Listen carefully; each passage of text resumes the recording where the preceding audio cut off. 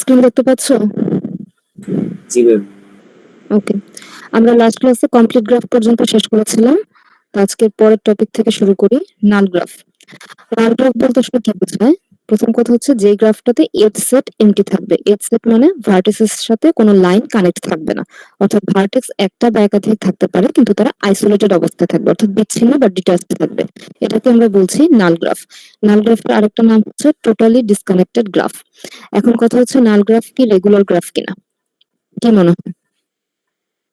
জি ma'am. Regular গ্রাফের concept কি? Sir regular গ্রাফে ম্যামের ডিগ্রি সব সমান হবে ম্যাম। রাইট, রেগুলার গ্রাফ মানে হচ্ছে সবার ডিগ্রি সমান হবে। এখন এই যে ভার্টেক্সটা, ওর ডিগ্রি কত? ওর ডিগ্রি হচ্ছে 0, যেহেতু কারোর সাথে কানেক্টেড না। একইভাবে এই ভার্টেক্সের ডিগ্রি 0। এই দুইটা পয়েন্ট বা দুইটা ভার্টেক্স একই গ্রাফে আছে বাট তারা কানেক্টেড না। একইভাবে এই গ্রাফে তিনটা ভার্টেক্স আছে, কেউই কারোর সাথে কানেক্টেড না, অর্থাৎ সকলের ডিগ্রি 0।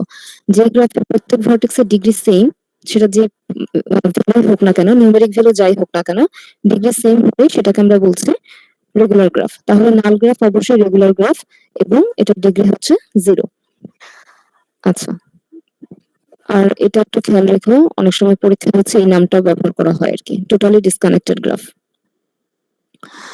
এখন দেখবো বাইপার্টেড গ্রাফ।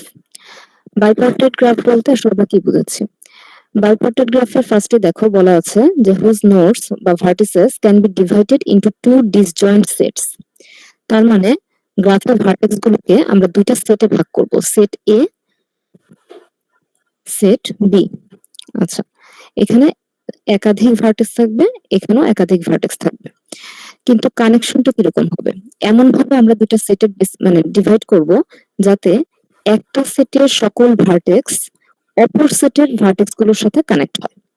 একইভাবে ওই সেটের সকল ভার্টেক্স অপর সেটের সকল ভার্টেক্সের সাথে কানেক্ট হয়। সেটা প্রত্যেকের সাথে কানেক্ট হতে পারে, একজনের সাথেও কানেক্ট হতে পারে, একাধিক এলিমেন্টের সাথেও কানেক্ট হতে পারে, কিন্তু কখনোই তারা নিজেদের মধ্যে কানেক্টেড হবে না, এটা সম্ভব না। আবার এখানেও তারা নিজেদের মধ্যে কানেক্ট হবে না। তার মানে বিষয়টা হচ্ছে, প্রথম কথা, দুইটা ভাগে আমরা ভাগ করব, দুটা ডিসজয়েন্ট সেটে। সেই সেটে প্রত্যেক সেটে একাধিক এলিমেন্ট থাকবে, এলিমেন্ট গুলো হচ্ছে গ্রাফের বিভিন্ন ভার্টেক্স, এবং তাদের কানেকশনটা হবে এজ বা লাইনের মাধ্যমে এমন ভাবে যে এ সেটের এলিমেন্টরা বি সেটের এলিমেন্টের সাথে কানেক্টেড এবং বি সেটের এলিমেন্ট এ সেটের এলিমেন্টের সাথে কানেক্টেড, কিন্তু কেউই নিজেদের মধ্যে কানেক্টেড না। এখন এটার জন্য আমরা একটা প্র্যাকটিক্যাল এক্সাম্পল দেখি।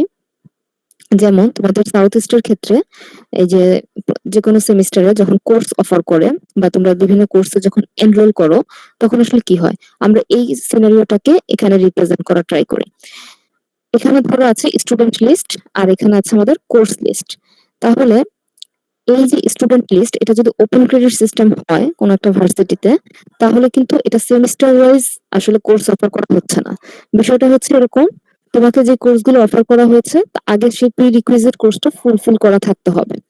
যদি সেই প্রি রিকুইজিট কোর্স ফুলফিল থাকে, তাহলে তুমি এই কোর্সগুলো নিতে অ্যাপ্লিকেবল, ওকে ফাইন, তুমি ফিট এই কোর্স, তিনটা কোর্স নেওয়ার জন্য। কিন্তু তার মানে এই না যে তোমাকে তিনটা কোর্স এই সেমিস্টারে নিতেই হবে। তুমি নিতে পারো, তোমার রিকোয়ারমেন্ট ফুলফিল হয়েছে, কিন্তু তুমি নিতেও পারো, নাও নিতে পারো, এটা অপশনাল। বা নিলে একটা নিচ্ছ, দুইটা নিচ্ছ, আবার কেউ কেউ হয়তো তিনটাও নিচ্ছে। আচ্ছা, তাহলে এই যে কানেকশনটা এখানে তৈরি হয়েছে, ফর এক্সাম্পল এখানে আমরা যেটা দেখছি, অ্যালিস ও নিয়েছে হিস্টোরি, বব, আচ্ছা অ্যালিস দুটো কোর্স নিয়েছে, ম্যাথ এবং হিস্টোরি। একই সাথে বব নিয়েছে একটা কোর্স, শুধুমাত্র সায়েন্স। ক্যারল নিয়েছে দুইটা কোর্স, ম্যাথ এবং সায়েন্স। আবার ডেভিড নিয়েছে একটা কোর্স, হিস্টোরি।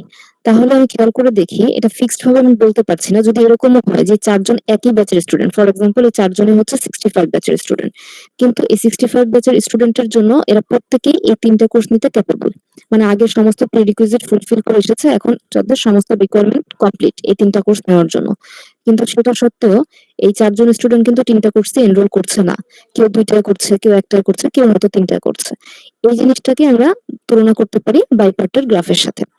এবং এখানে খেয়াল করে দেখো এদের নিজেদের মধ্যে কিন্তু কোনো কানেকশন নেই, এরকম কোনো কন্ডিশন নেই যে অ্যালিস এটা নিয়েছে বলে ববকে এটা নিতেই হবে, এরকম না। তার মানে তারা নিজেরা কানেক্টেড না। আচ্ছা, আবার এরকমও কোনো বিষয় নেই যে ম্যাথ কোর্স এই সেমিস্টারে নিলে সায়েন্স কোর্স নিতেই হবে, এরকমও কোনো বিষয় নেই। নিতেও পারে, নাও নিতে পারে। আচ্ছা, তাহলে এই কনসেপ্টটাকে আমরা বলেছি বাইপার্টেড গ্রাফ। এটা ক্লিয়ার? জি ম্যাম। জি আচ্ছা, ম্যাম। এখানে আরেকটা এক্সাম্পল আছে, অ্যাক্টরস এন্ড মুভিজ। কেন আমরা অ্যাক্টরস এবং মুভিজ কে বাইপার্টেড গ্রাফের সাথে তুলনা করছি? এনিওয়ান? ম্যাম, একজন অ্যাক্টর তো অনেকগুলো মুভি করতে পারে। হুম, ম্যাম, আমরা যে আর দেখি আর হচ্ছে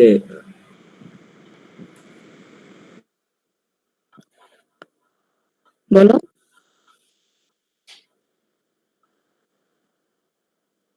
একজন অ্যাক্টর অনেকগুলো মুভি করতে পারে, ঠিক আছে, আর অপর পাশ থেকে বলো।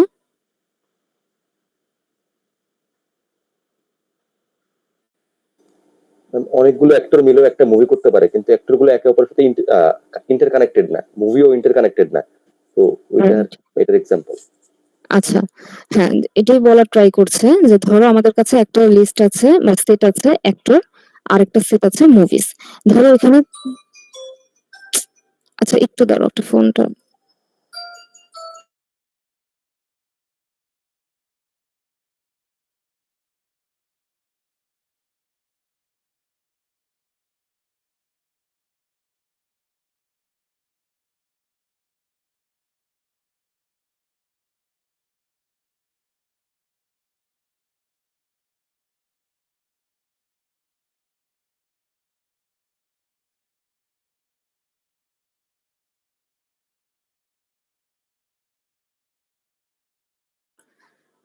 হ্যাঁ, দেখো, ধরো আমাদের কাছে একটা লিস্ট আছে অ্যাক্টরের সেট, আর একটা সেট আছে মুভির সেট। এখন অ্যাক্টরের সেটে ধরো 4জন অ্যাক্টর আছে, 1 2 3 4। একইভাবে মুভির মধ্যে 4টা মুভির নাম আছে, 1 2 3 4। এখন বিষয়টা হচ্ছে এরকম, একটা মুভিতে একাধিক অ্যাক্টর থাকবে, এটা খুবই স্বাভাবিক।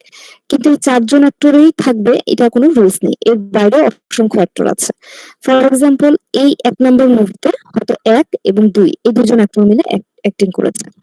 আবার এই 4জনের মধ্যে হয়তো স্পেসিফিক শুধু 3 নাম্বার অ্যাক্টর লিস্টে যে আছে সে 2 নম্বর মুভিতে অ্যাক্টিং করেছে, হতে পারে। আবার 4 হয়তো 3-এ করেছে। আবার এমনও হতে পারে যে 4জন অ্যাক্টরই কোনো স্পেসিফিক একটা মুভিতে ছিল, 4 নম্বর মুভিতে 4জন অ্যাক্টরই ছিল, এটাও হতে পারে। আচ্ছা, আবার এই পাশ থেকে যদি তুমি ফোকাস করো, তার মানে অ্যাক্টর গুলো দেখো নিজেদের মধ্যে কানেক্টেড না। তার মানে যে একজন অ্যাক্টর ওই মুভিতে করেছে মানে 2 নম্বর অ্যাক্টরকে ওই মুভিতে করতেই হবে, বিষয়টা এরকম না, করতেও পারে নাও করতে পারে। আবার উল্টো সাইড থেকে যদি মুভির কনসেপ্ট থেকে দেখো, এই মুভিগুলো কিন্তু নিজেদের মধ্যে কানেক্টেড না, 4টা আলাদা আলাদা আলাদা আলাদা স্টোরি, আলাদা মুভি, কোনোটাই কোনোটার সাথে কানেক্টেড না। 1 নম্বর মুভিতে 2জন অ্যাক্টরও থাকতে পারে, একজনও থাকতে পারে। আবার এমনও হতে পারে যে স্পেসিফিক 2 নম্বর মুভিতে 4জন অ্যাক্টরই ছিল। এই কনসেপ্টটাকে আমরা বলেছি বাইপার্টেড গ্রাফ, ইজি একটা কনসেপ্ট। আচ্ছা, এখন এটাকে যখন আমরা একটু মডিফাই করব, তখন সেটাকে আমরা বলি কমপ্লিট বাইপার্টেড গ্রাফ। কমপ্লিট বাইপার্টেড গ্রাফের কনসেপ্টটা কি? এটাকে বলা হয় স্পেশাল টাইপ অফ বাইপার্টেড গ্রাফ, যেখানে এখানে আমাদের ওই কনসেপ্টটা থাকবে, দুটো আলাদা ডিস্টিংক্ট সেট থাকবে, ভার্টেক্স থাকবে, নিজেদের মধ্যে কেউ কানেক্টেড হবে না, অপর সেটের সাথে কানেক্টেড হবে, সবই সেম আছে, শুধু ডিফারেন্সটা এক জায়গায়। সেটা হচ্ছে এক সেটের একক সবগুলো এলিমেন্ট অপর সেটের প্রত্যেক এলিমেন্টের সাথে কানেক্টেড হবে। এই যে মাত্র আমরা একটা কথা বলছিলাম যে একজন স্টুডেন্ট একটা কোর্সে এনরোল করতে পারে, সব কোর্সে এনরোল করতে পারে, কিন্তু এবার আর বিষয়টা এখানে নেই। এবার আমরা চিন্তা করছি ফিক্সড ক্রেডিট সিস্টেম নিয়ে। তাহলে ফিক্সড ক্রেডিট সিস্টেম হলে কি হবে? তখন তো এরকম হবে না একই ক্লাসে মাল্টিপল ব্যাচের স্টুডেন্ট থাকবে না, একই ক্লাসে একটা ব্যাচের স্টুডেন্টই থাকবে, একটা সেমিস্টারের স্টুডেন্টই থাকবে ফিক্সড। তো হয়তো সেটা আমি 65 ব্যাচের জন্য যে কোর্স অফার করেছি, সাপোজ ওরা সেকেন্ড ইয়ার সেকেন্ড সেমিস্টারের স্টুডেন্ট, তাহলে কি হবে? ওই ব্যাচের জন্য 3টা কোর্স অফার করা হয়েছে, ওই ব্যাচের সকল স্টুডেন্ট 3টা কোর্স নিতে বাধ্য। সেখানে এরকম হবে না যে আমি গিয়ে 64 এর সাথে একটা কোর্স করব, 63 এর সাথে একটা কোর্স করব, এরকম হবে না। একই ক্লাসে একই ব্যাচের সবাই আছে।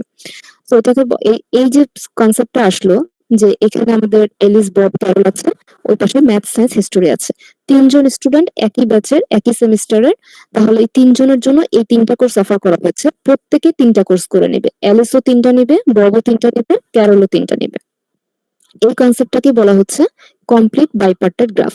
আবার যদি তুমি ওই পার্সপেক্টিভ থেকে দেখো, মানে কোর্সের পার্সপেক্টিভ থেকে দেখো, তাহলে কি দেখবে যে ম্যাথ কোর্সে এনরোল করেছে 3 জন, তার মানে প্রত্যেকের সাথে কানেক্টেড অপোজিটের। সায়েন্সে এনরোল করেছে 3 জন, কেমিস্ট্রিতে এনরোল করেছে 3 জন। এই কনসেপ্টটাই হচ্ছে কমপ্লিট বাইপার্টেড গ্রাফ। এখন এই ফিগারটা দেখো তো, এটাকে কি আসলে কমপ্লিট বাইপার্টেড গ্রাফ বলা যায় কিনা? জি ম্যাম, যায়। যায়। এটা অনেকে বুঝতে সমস্যা হয়, যেটা একটু মানে রোটেট করে দেওয়া হয়েছে ফিগারটা, সো অনেকের বুঝতে একটু প্রবলেম হয়। এখানে আসলে কি করা হচ্ছে দেখো, এই যে এই পার্টটুকু, এটাকে আমরা ধরছি সেট এ, আর এখানে যে পার্টটা আছে সেটাকে আমরা ধরছি সেট বি। তাহলে সেট এ তে এলিমেন্ট আছে দুইটা ভার্টেক্স, সেট বি তে এলিমেন্ট আছে তিনটা ভার্টেক্স। যদি এটা কমপ্লিট বাইপার্টেড গ্রাফ হয়, তাহলে দেখো এটাকে আমরা নাম দেই, আচ্ছা বোঝার সুবিধার জন্য আমরা নাম দেই A1 A2, ঠিক আছে? এখানে আমরা নাম দিচ্ছি B1 B2 B3. ওকে, so A1 connected B1 B2 B3 এর সাথে, A2 connected B1 B2 B3 এর সাথে। তার মানে A1 এর দুইটা এলিমেন্টই B সেটের প্রত্যেকের সাথে ইন্ডিভিজুয়ালি কানেক্টেড। একইভাবে B1 A1 A2 এর সাথে কানেক্টেড, B2 A1 A2 এর সাথে কানেক্টেড, B3 A1 A2 এর সাথে কানেক্টেড। তার মানে B সেটের প্রত্যেকটা এলিমেন্ট ইন্ডিভিজুয়ালি A সেটের প্রত্যেকের সাথে কানেক্টেড। এইটাই হচ্ছে কমপ্লিট বাইপার্টেড গ্রাফ। এখানে কম মোরলেস হওয়ার কোনো বিষয় নেই, এটা অলওয়েজ সেম হবে প্রত্যেকের সাথে। এবং এই ধরনের গ্রাফকে ডিনোট করা হয় কিভাবে খেয়াল করো, লিখেছি তো K2,3। এই 2 দিয়ে আমরা বোঝাচ্ছি প্রথম সেটের এলিমেন্ট সংখ্যা, 3 দিয়ে আমরা বোঝাচ্ছি দ্বিতীয় সেটের এলিমেন্ট সংখ্যা। আচ্ছা, আর ইন জেনারেল এটাকে ডিনোট করা হয় Km, N, Km, N। আচ্ছা, এখন দেখো এটার কিছু প্রপার্টিজ আছে। কমপ্লিট গ্রাফের যেরকম প্রপার্টিজ ছিল তিনটা, কমপ্লিট বাইপার্টেরও দুটা প্রপার্টিজ আছে। প্রথম দুটো প্রপার্টিজ যদি দেখো, ওরা কি বলেছে, যে কোনো কমপ্লিট বাইপার্টেড গ্রাফের ক্ষেত্রে টোটাল নাম্বার অফ ভার্টেক্স হচ্ছে m প্লাস n। এটাকে এগ্রি করছো কিনা, বা করলে কেন করছো? টোটাল নাম্বার অফ ভার্টেক্স বলেছে m প্লাস n। জি ম্যাম, এগ্রি করছি। কেন? ম্যাম এখানে হচ্ছে আমরা ওই গ্রাফটার ক্ষেত্রে যে দেখি কে হুম, এখানে 2:3 দেওয়া আছে, তাহলে হুম, হচ্ছে দুইটা নোটস এবং হুম, তিনটা, তাহলে হচ্ছে 3+2 যদি আমরা যোগ করি 5 আসে, তাহলে রাইট।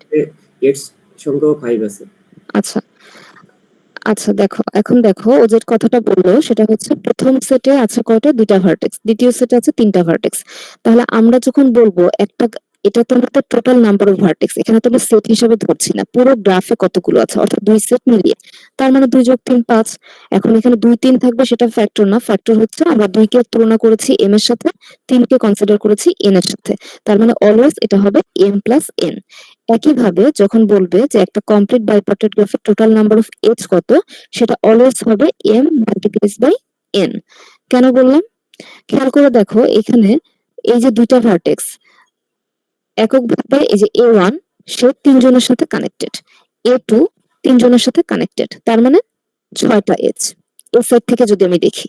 একইভাবে তুমি এই সাইড থেকেও যদি চিন্তা করো, একই কথা, ও দুজনের সাথে কানেক্টেড, B2 দুজনের সাথে কানেক্টেড, B3 দুজনের সাথে কানেক্টেড, 2 2 2 6। তার মানে এখানে আসলে কি হচ্ছে, 2 মাল্টিপ্লাইজ বাই 3, অর্থাৎ m মাল্টিপ্লাইজ বাই n। এবং এটা কখনোই চেঞ্জ হবে না। বাইপার্টেড হলে আমি ফিক্সড করে বলতে পারতাম না, কারণ এটা আমি জানি না, কিন্তু কমপ্লিট বাইপার্টেডে এটা always fixed, m multiplies by n। আচ্ছা, এবার আসলে লাস্ট লাইনে কি বলেছে, কমপ্লিট বাইপার্টেড গ্রাফ একটা বাইপার্টেড গ্রাফ, কিন্তু সকল বাইপার্টেড গ্রাফই কমপ্লিট বাইপার্টেড হবে না। এটা কি সত্যি? ঠিক আছে। অবশ্যই সত্যি। হ্যাঁ, তার কারণ কি, কমপ্লিট বাইপার্টেড হতে হলে তো সবাই সবার সাথে কানেক্টেড থাকবে। তাহলে সবাই সবার সাথে কানেক্টেড থাকলে সেটা বাইপার্টেড গ্রাফের মধ্যে পড়ছে। ইনফ্যাক্ট আমরা শুরুতেই বলেছিলাম যে এটা নিজেই একটা স্পেশাল টাইপ অফ বাইপার্টেড গ্রাফ। কিন্তু সকল বাইপার্টেড কি আমি কমপ্লিট বলতে পারবো না, কারণ সকল বাইপার্টেড এর মধ্যে এমন গ্রাফও আছে যে একজনের সাথে কানেক্টেড বা দুজনের সাথে কানেক্টেড, যেটা কমপ্লিট বাইপার্টেড এর কন্ডিশন ফুলফিল করছে না। আচ্ছা, পরীক্ষায় অনেক সময় এরকম স্টেটমেন্ট তুলে দিতে পারে, দিয়ে তোমাকে কোশ্চেন করতে পারে যেটা ঠিক আছে কিনা, বা ঠিক থাকলে তোমার জাস্টিফিকেশন শেয়ার করো। আচ্ছা, এবার আসি আমরা নেক্সট টপিকে, লুপ। লুপ মানে কি আসলে?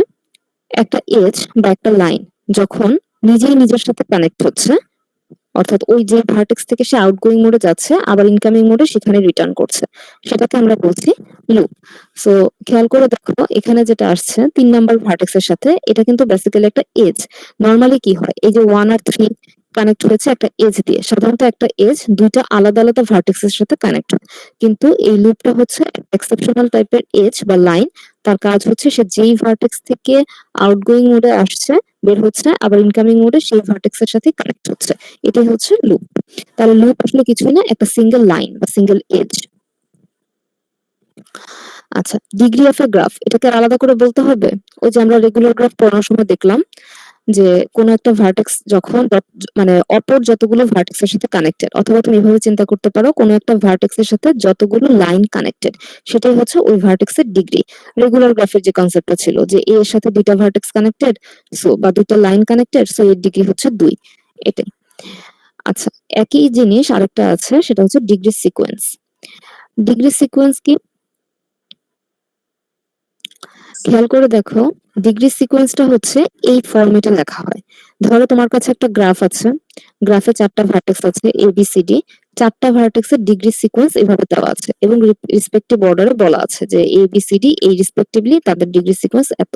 পরীক্ষা হয়তো তোমাকে এইটুকু কোশ্চেন দিয়ে বললো যে গ্রাফটা ড্র করো, বা গ্রাফের কোনটার ভার্টেক্স কি, বা এটা থেকে পরবর্তী আরো কিছু অন্যান্য কোশ্চেন করলো। ফার্স্টে তোমাকে গ্রাফটা ড্র করে নিতে হবে। তাহলে পারা যাবে এটা? এখানে আসলে কি বোঝাচ্ছে? এ এর ডিগ্রি 3, বি এর ডিগ্রি 2, সি এর ডিগ্রি 2 এবং ডি এর ডিগ্রি 1। সো আমরা যদি গ্রাফটা ড্র করি কেমন হবে? এ হচ্ছে 3 জনের সাথে কানেক্টেড, ঠিক আছে? তাহলে এ 3 জনের সাথে কানেক্ট করে দিলাম। ডি তো একজনের সাথে কানেক্টেড, সো এখানে আমি ডি বসাই কারণ একজনের সাথে অলরেডি কানেক্ট হয়ে যাচ্ছে।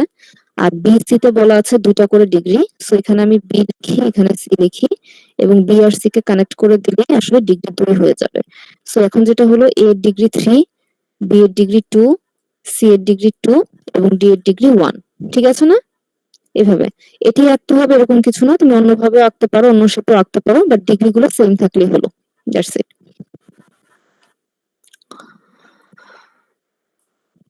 আচ্ছা, এবার আসো এখানে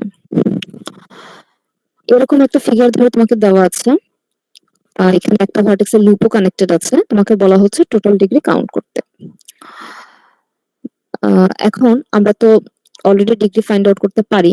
1 নাম্বার ভার্টেক্সের ডিগ্রি কত হবে? 2, কারণ সে দুইটা এজ দিয়ে বা দুইটা লাইন দিয়ে কানেক্টেড। 3 নাম্বার ভার্টেক্স দুজনের সাথে কানেক্টেড, সো 3 এর ডিগ্রি 2। 4 নাম্বার ভার্টেক্স দুজনের সাথে কানেক্টেড, সো 4 এর ডিগ্রি 2। একইভাবে সমস্যা হচ্ছে এখন 2 নাম্বার ভার্টেক্স নিয়ে। 2 নাম্বার ভার্টেক্স অলরেডি দুইটা এজ দিয়ে তো কানেক্টেড আছে, সো ডিগ্রি 2 তো হবেই, এতে কোনো সন্দেহ নেই। সাথে একটা লুপ আছে, এই লুপটাকে নিয়ে আসলে আমরা কি করব? লুপ মানে আসলে কি বলেছিলাম? একটা লাইন। কিন্তু এখন একটা জিনিস এভাবে চিন্তা করো, লাইন একটা সেটা ঠিক আছে, কিন্তু একটা লাইন তো আসলে দুইটা ভার্টেক্সের সাথে কানেক্ট হয় নরমালি। এ বি দুইটা ভার্টেক্সের সাথে কানেক্ট হয়, তো সেখানে একটা লাইন আসলে একটা লাইনের জন্য দুইটা ডিগ্রি থাকে। এর কনসেপ্ট পার্সপেক্টিভ থেকে একটা ডিগ্রি বলি, আবার বি এর পার্সপেক্টিভ থেকে একটা ডিগ্রি বলি। কিন্তু যখন জিনিসটা হয়ে যাচ্ছে লুপ, তখন আসলে সে একই ভার্টেক্স থেকে শুরু করে আবার একই ভার্টেক্সে শেষ হচ্ছে, স্টার্টিং এবং এন্ডিং। তাহলে এই যে একটা আউট ডিগ্রি এবং একটা ইন ডিগ্রি হচ্ছে, সেটা একই ভার্টেক্সের সাথে, বাট ডিগ্রি কিন্তু দুইটা হচ্ছে, একবার আউটে যাচ্ছে একবার ইনে যাচ্ছে। সো একটা লুপের জন্য অ্যাকচুয়ালি আমার ডিগ্রি হয়ে যাচ্ছে দুইটা। একটা লুপ মানে একটা লাইন বা একটা এজ, কিন্তু ডিগ্রি হচ্ছে দুইটা, কারণ একটা আউট ডিগ্রি একটা in degree. So 2 number vertex এর জন্য আমার টোটাল ডিগ্রি পাচ্ছি আমি 4। এটা বুঝতে পেরেছো? এই এই জায়গাটা বুঝতে পেরেছো? জি মিস। আচ্ছা, তো এখন টোটাল ডিগ্রি তাহলে আসলো 10। এখন এই জিনিসটা আমরা টোটাল ডিগ্রি যদি বের করতে বলে প্রত্যেকটা ভার্টেক্সের ইন্ডিভিজুয়ালি বের করে যোগ করতে পারি, অথবা এখানে আমরা একটা ফর্মুলা লিখেছি 2 into 5। 2 into 5 কেন লিখলাম? আমি এখানে নাম্বার অফ এজেস। পাঁচটা আর হচ্ছে রাইট, নাম্বার অফ এজেস। আর একটা এজ তো আপনার দুইটা লাগে, একটা মানে একটা দুইটা ফটো কারেন্ট থাকে আর কি। হ্যাঁ, 4টা এজ তো আছেই, 1 2 3 4, আর লুপ মানে একটা লাইন বা একটা এজ, সো 2 into 5 10। আর যেটাই বলা হয়েছে লুপস আর কাউন্টেড টুয়াইস সেটা দেখলাম। আর এখানে এমসিকিউর জন্য কিছু পয়েন্ট আছে যে কোনো ভার্টেক্সের ডিগ্রি যদি 0 থাকে, যেরকম নাল গ্রাফের জন্য আমরা দেখেছিলাম ডিগ্রি 0, তো সেই পয়েন্টগুলোকে বলা হয় আইসোলেটেড পয়েন্ট বা আইসোলেটেড ভার্টেক্স। আর স্পেসিফিক কোনো ভার্টেক্সের ডিগ্রি যদি 1 থাকে সেটাকে আমরা বলি এন ভার্টেক্স, অথবা এটাকে পেন্ডেন্ট ভার্টেক্সও বলে। আচ্ছা, এখন কথা হচ্ছে ইন ডিগ্রি এবং আউট ডিগ্রির বিষয় যদি আসে, এটা তো আনডিরেক্টেড গ্রাফ। ডিরেক্টেড গ্রাফ যদি হতো তাহলে আমাদের ইন ডিগ্রি এবং আউট ডিগ্রি দুটো কনসেপ্ট আসতো। ইন ডিগ্রি বলতে আমরা বোঝাচ্ছি কোন একটা ভার্টেক্সে ইনকামিং মোডে যে এজ গুলো কানেক্টেড, অর্থাৎ এন্টারিং মোডে আছে। আর আউট ডিগ্রি বলতে বোঝাচ্ছি যেই ভার্টেক্স গুলো, সরি, যেই এজ গুলো স্পেসিফিক কোনো ভার্টেক্স থেকে আউটগোয়িং মোডে অন্য ভার্টেক্সের সাথে গিয়ে কানেক্ট হচ্ছে। ঠিক আছে, সেটা হচ্ছে আউট ডিগ্রি। তাহলে এখন এই গ্রাফটাকে যদি আমরা একটু মডিফাই করে ফেলি,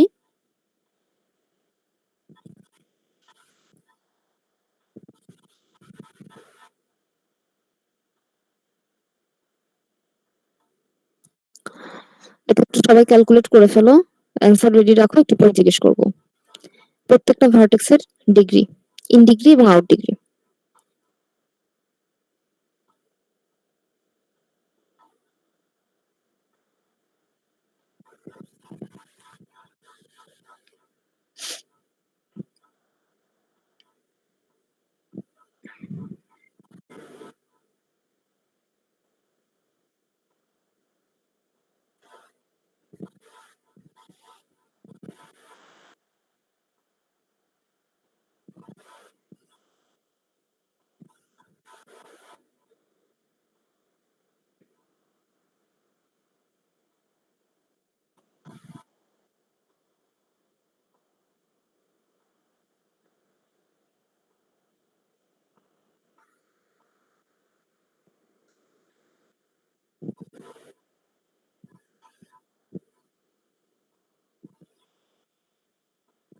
করা হয়েছে? জি ম্যাম। আচ্ছা, রূপা,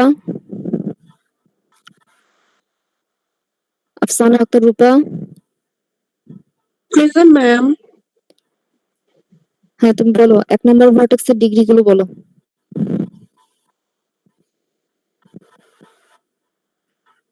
ইন ডিগ্রি কত বা আউট ডিগ্রি কত? ম্যাম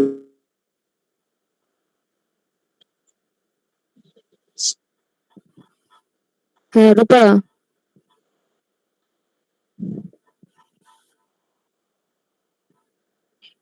ম্যাম আউট ডিগ্রি হচ্ছে 2, ইন ডিগ্রি হচ্ছে 1, 0 সরি।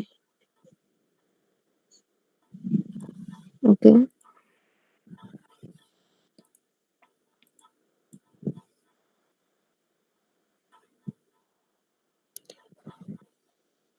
ইলমি, ইলমি, জি ম্যাম। 3 নম্বর ভার্টেক্স, ভার্টেক্স 3, সরি ম্যাম, বুঝতে পারিনি। ভার্টেক্স 3 এর ইন ডিগ্রি এবং out degree.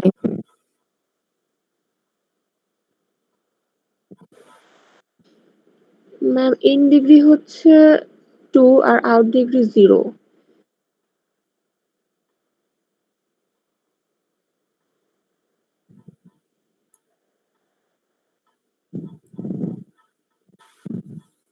Fahim,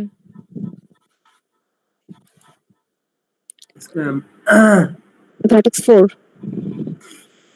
ma'am in degree 0 out degree 2।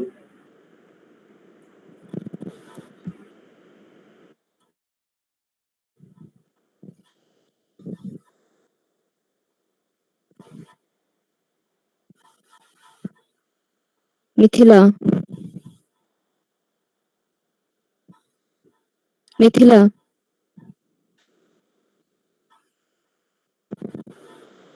ক্লাসে নেই? আচ্ছা, ক্লাসে না থাকলে অ্যাবসেন্ট দিয়ে দিব আর কি পরে। মহিমা, জি ম্যাম। Vertex 4, sorry vertex 2। হচ্ছে ইন ডিগ্রি হচ্ছে 3 আর আউট ডিগ্রি হচ্ছে 1। ওকে, থ্যাংক ইউ। এখন একটু আমরা দেখি যা যা অ্যান্সার পেলাম বা যাদের এখনো বুঝতে সমস্যা হচ্ছে একটু খেয়াল করি। 1 নম্বর ভার্টেক্স আমি দেখছি এখানে আসলে ইনকামিং কোনো ভার্টেক্স নেই, এজ নেই। 1 নম্বর ভার্টেক্স থেকে 2 এর দিকে যাচ্ছে অর্থাৎ আউটগোয়িং, 1 নম্বর ভার্টেক্স থেকে 3 এর দিকে কানেক্ট হচ্ছে, অর্থাৎ এটাও আউটগোয়িং। তাই ইন ডিগ্রি 0, আউট ডিগ্রি 2।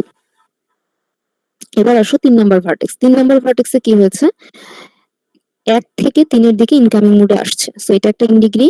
4 থেকে 3 এর দিকে ইনকামিং মোডে আসছে, সো এটাও একটা ইন ডিগ্রি। সো 3 এর জন্য ইন ডিগ্রি 2, কোনো রকম আউট ডিগ্রি নেই, সো 0। 4 নাম্বার ভার্টেক্সের ক্ষেত্রে কি হচ্ছে, 4 থেকে 2 এর দিকে যাচ্ছে, that means outgoing, out degree হবে একটা। 4 থেকে 3 এর দিকে যাচ্ছে, এটাও আউটগোয়িং, দ্যাট মিন্স এটাও একটা আউট ডিগ্রি। ইনকামিং নেই, সো ইন ডিগ্রি 0, 0, 2। এবার আসি 2 নাম্বার ভার্টেক্স। 2 নাম্বার ভার্টেক্সের ক্ষেত্রে যদি খেয়াল করি, এখানে প্রথমত 1 থেকে 2 এর দিকে আসছে, ইনকামিং। 4 থেকে 2 এর দিকে আসছে, ইনকামিং। সো ইন ডিগ্রি 2টা পেয়ে গেছি।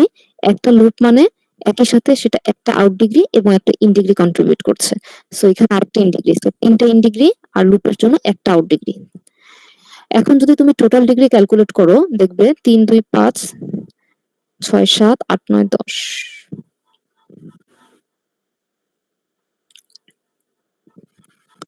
এখনো কিন্তু আমাদের টোটাল ডিগ্রি 10ই এসেছে। সো আসলে এখানে ডিরেকশন কোনো ম্যাটার করছে না, এটা দেখানোর মেইন উদ্দেশ্য হলো এখানে ডিরেকশন ম্যাটার করছে না। একটা গ্রাফ আনডিরেক্টেড হোক বা ডিরেক্টেড হোক, আলটিমেটলি সেই টোটাল ডিগ্রি গিয়ে সেমই থাকে। আনডিরেক্টেড গ্রাফে আমরা শুধু ডিগ্রিটা লিখি পার্টিকুলার একটা ভার্টেক্সের জন্য, আর ডিরেক্টেড গ্রাফে ইন ডিগ্রি আউট ডিগ্রি দুইটা কনসেপ্ট আসে এবং ফাইনালি গিয়ে টোটাল ডিগ্রি আরেকটা কনসেপ্ট থাকে, কিন্তু সবশেষে অ্যান্সার সেমই হবে। আচ্ছা, তো এইটাকেও হচ্ছে লেকচার 1 থাকলো। এখন আমরা লেকচার 2 তে যাব। আর এখানে যে কোশ্চেনটা ছিল, কেন আমরা 2 ইনটু নাম্বার অফ এজেস নিলাম, এটা নিয়ে আমাদের লেকচার 2টা ফার্স্ট থেকে শুরু হবে।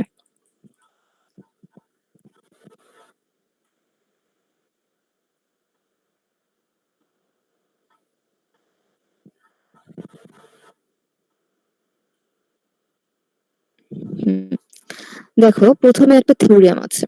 থিওরিয়ামে কি বলা হয়েছে, the sum of the degrees of the point of a graph G is twice the number of lines, যেটা আমরা মাত্র একটা ম্যাথে ইমপ্লিমেন্ট করে আসলাম, অ্যাপ্লিকেশন দেখলাম 2 ইনটু 5 বা 2 ইনটু নাম্বার অফ এজেস। কিন্তু কোশ্চেন হচ্ছে কেন 2 ইনটু নাম্বার অফ এজেস নিলাম, অন্য কিছু তো নিতে পারতাম, ভার্টেক্স নিতে পারতাম, বা 2 কেন মাল্টিপ্লাই করলাম, এটা হচ্ছে কোশ্চেন। আচ্ছা, এটার কোনো অ্যান্সার কি কারো কাছে আছে? জি ম্যাম, আছে তো। বলেন। কারণ একটা এস তো দুইটা ভার্টেক্স কাট করতে পারে, এছাড়া তো অন্য কিছু হতে পারে না। আচ্ছা, হ্যাঁ, কনসেপ্টটা ঠিকই আছে। আমরা একটুবার খেয়াল করি কি বলা হচ্ছে। যখনই আমাদেরকে এরকম কিছু প্রুফ করতে দিবে, আমরা স্পেসিফিক কোনো গ্রাফ ধরে নিব না, আমরা একটা জেনারেল গ্রাফ চিন্তা করব, সেটার নাম আমরা দিলাম জি। এবং এই গ্রাফে ভার্টেক্স সংখ্যা কত, এজ সংখ্যা কত, সেটা আমরা ওখানে স্পেসিফাই করব না। আমরা একটা আননোন ভেরিয়েবলের মধ্যে রাখবো যে জি এমন একটা গ্রাফ যেখানে ভার্টেক্স সংখ্যা হচ্ছে পি, এজ সংখ্যা হচ্ছে কিউ। আচ্ছা, এখন সেটা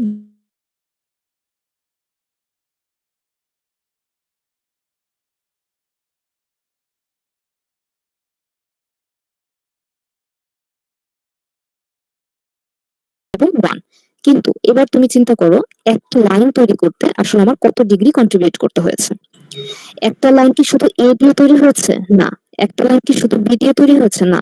একটা লাইন তৈরি হতে হলে আমার এ এবং বি দুইটা ভার্টেক্সেরই প্রয়োজন হয়েছে। তার মানে এ থেকে 1 ডিগ্রি, বি থেকে 1 ডিগ্রি নিয়ে একটা লাইন তৈরি হয়।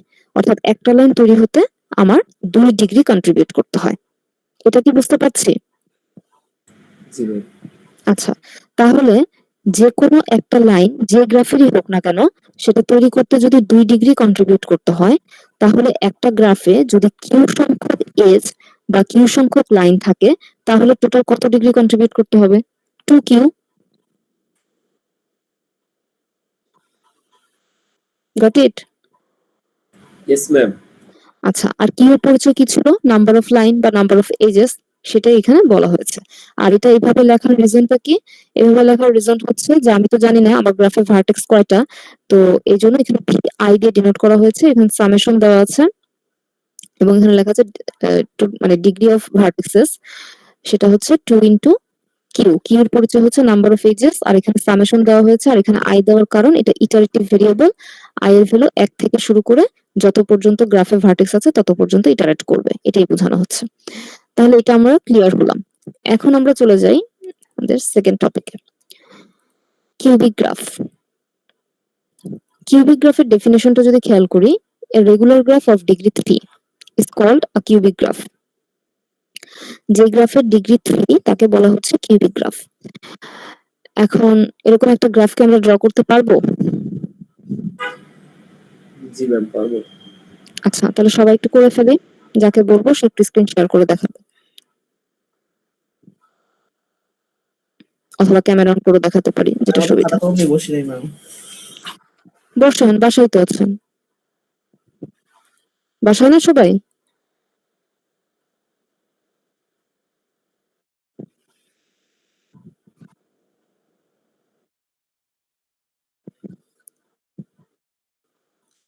তিন মিনিট টাইম দিচ্ছি।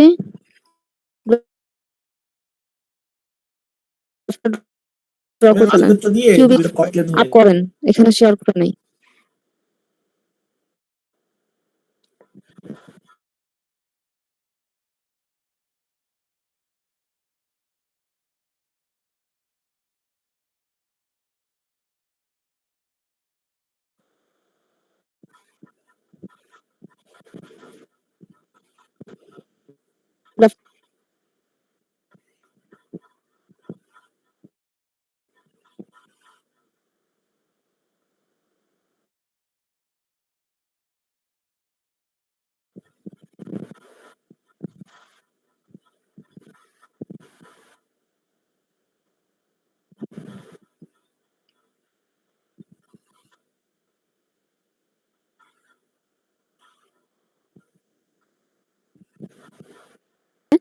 তো ট্রায়াঙ্গেল শেপে মাঝে একটা ভার্টেক্স ছিল।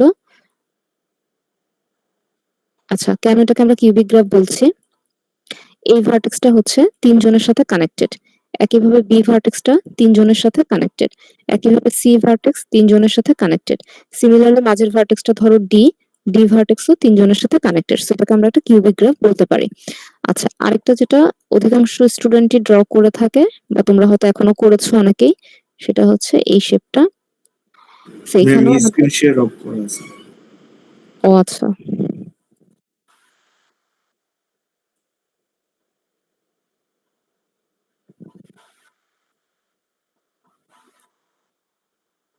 আচ্ছা। সো ট্রায়াঙ্গেলটা তো দেখেছোই, ওটা মুছে ফেলেছি এখন। আর এটা এখানে যেটা হচ্ছে এ তিনজনের সাথে কানেক্টেড, বি তিনজনের সাথে কানেক্টেড, সি তিনজনের সাথে কানেক্টেড এবং ডি তিনজনের সাথে কানেক্টেড। সো এটা একটা কিউবিক গ্রাফ। এখন কথা হচ্ছে কিউবিক গ্রাফকে কিন্তু আমরা রেগুলার গ্রাফ বলছি। তার কারণ কি? এখানে প্রত্যেকের ডিগ্রি 3, প্রত্যেকের ডিগ্রি সেম হলেই সেটা রেগুলার গ্রাফ। এখন আমাদেরকে যেটা প্রুফ করতে হবে সেটা হচ্ছে every cubic graph has an even number of points. Cubic graph যে শেপেরই হোক, যতগুলো ভার্টেক্স নিয়ে হোক, ওরা বলেছে যে কোনো কিউবিক গ্রাফেই জোড় সংখ্যক ভার্টেক্স বা পয়েন্ট থাকবে। এখন এটা আমরা প্রুফ করবো কিভাবে? এখন আমরা ফিক্সড কোনো গ্রাফ ধরে নিব না, আমরা ওই আগের মতো ইন জেনারেল একটা গ্রাফ ধরবো জি। কিন্তু আগে জি এর কোনো পরিচয় ছিল না, জি এর পরিচয় ছিল যে কোনো টাইপের গ্রাফ যার ভার্টেক্স সংখ্যা পি এবং কিউ। আর এবার আমরা জি এর পরিচয় দিব জি একটা কিউবিক গ্রাফ, কিন্তু সেটা যে কোনো ধরনের কিউবিক গ্রাফ হতে পারে, মানে ভার্টেক্স সংখ্যা আমরা ফিক্সড করছি না। আমরা ধরে নিচ্ছি সেখানেও ভার্টেক্স সংখ্যা আছে পি, এর সংখ্যা আছে কিউ। ঠিক আছে? এখন আমাদের কাজ হচ্ছে প্রুফ করা যে এই পিটা একটা ইভেন নাম্বার। আচ্ছা, এখন আমরা দেখো এখানে কি লিখেছি, এত সমান 3p। এটাতে আসলে কি বোঝাচ্ছি? এরকম একটা টার্ম কিন্তু আমরা থিওরেম 1.1 এ দেখে আসছি। কি বোঝাচ্ছিল এটাকে? যে নাম্বার অফ ডিগ্রি বা sum of degree of all vertices. তা আগের বার আমরা বলেছিলাম sum of degree of all vertices হচ্ছে 2q, আর এখানে লেখা হয়েছে 3p। তাহলে হঠাৎ করে এই 3p কোথা থেকে চলে আসলো বা কেন লিখলাম? আগের বার তো ছিল 2q, that means 2 into number of edges. আর এবার তো 3q ও লিখিনি, লিখেছি 3p, ভার্টেক্স নিয়ে কাজ করেছি। কেন লিখলাম বা কিভাবে লিখলাম? কোনো লজিক? ম্যাম, এখানে তো বলে দিছে কোশ্চেনে যে regular graph of degree 3 is called cubic graph. Cubic গ্রাফের ডিগ্রি 3 হবে। হ্যাঁ, কিউবিক গ্রাফের ডিগ্রি 3 হবে, সেটা ঠিক আছে। কিন্তু আমি বলছি আমরা যখন সাম অফ ডিগ্রি বের করছিলাম তখন তো আগে আমরা এজ দিয়ে কানেক্ট করছিলাম, তাই না? 2 ইনটু কিউ নিতাম, তখন তো আর ভার্টেক্স নিতাম না। এখন হঠাৎ ভার্টেক্স নিলাম কিভাবে? ম্যাম যতগুলো ভার্টেক্সে থাকুক ডিগ্রি তো 3 হবে, মানে 3 একটা ফিক্স নাম্বার। হ্যাঁ, আচ্ছা, ধরো আমরা একটু আগে যে গ্রাফটা আঁকলাম, এই গ্রাফটা নিয়ে যদি আমরা চিন্তা করি, এখানে এ আসলে তিনজনের সাথে কানেক্টেড, বি তিনজনের সাথে, সি তিনজনের সাথে, ডি তিনজনের সাথে কানেক্টেড। তাহলে আমার ওই কিউবিক গ্রাফে যেহেতু পি আননোন, যত ভার্টেক্সই থাকুক না কেন, স্পেসিফিক একটা ভার্টেক্স তিনজনের সাথে কানেক্টেড। তার মানে সেই গ্রাফে যদি পি সংখ্যক ভার্টেক্স থাকে, প্রত্যেকেই তিনজনের সাথে কানেক্টেড। তাহলে এই গ্রাফটাই যদি কনসিডার করি 3 3 3 3, তাহলে আমি আলটিমেটলি কত পাচ্ছি? টোটাল ডিগ্রি পাচ্ছি 12, মানে সাম অফ ডিগ্রি পাচ্ছি 12। এই 12 যে পেলাম সেটাকে আসলে আমি কিভাবে লিখতে পারি? 3 ইন্টু 4। তার কারণ কি? এই 3টা হচ্ছে কমন ফ্যাক্টর, প্রত্যেকের ডিগ্রি 3, এটা তো ফিক্সড। আর পাশে যে 4টা আসলো সেটা আসলে কি? 4টা ভার্টেক্স থেকে আসছে, প্রত্যেকের ডিগ্রি 3, সো 4টা ভার্টেক্সের ডিগ্রি টোটাল হবে 3 ইন্টু 4 12।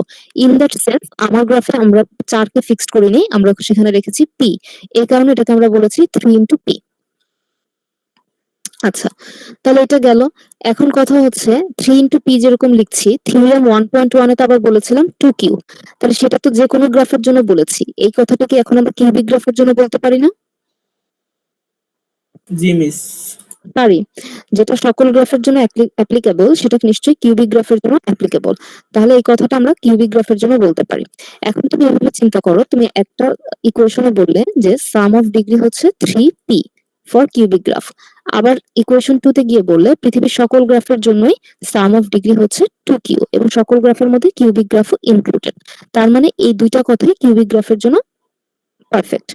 তাহলে এখন কি আমি এটা লিখতে পারি যে 3p সমান 2q? এটা কি লিখতে পারি? জি মিস, পারি তো। কারণ এটাও সাম অফ ডিগ্রি, এটাও সাম অফ ডিগ্রি। আচ্ছা, এখন কথা হচ্ছে 2q কি ইভেন নাকি অড? ইভেন। ইভেন। কারণ কি? এটা 2 দিয়ে ডিভিজিবল, যে কোনো সংখ্যা 2 দিয়ে ডিভিজিবল হলে সেটাই ইভেন। যদি 2q ইভেন হয় তাহলে আমরা এখন লিখতে পারি 3p সমান ইভেন, যেহেতু দুইটাকে আমরা সমান ফাইন্ড আউট করেছি ডেরিভেশন করে। এখন 3p যদি ইভেন হয়, 3 তো অড নাম্বার দেখাই যাচ্ছে, তাহলে p কি হবে? একটা অড নাম্বারের সাথে একটা কি টাইপের নাম্বার মাল্টিপ্লাই থাকলে সেটা আসলে ইভেন পাওয়া যায় আউটকামে।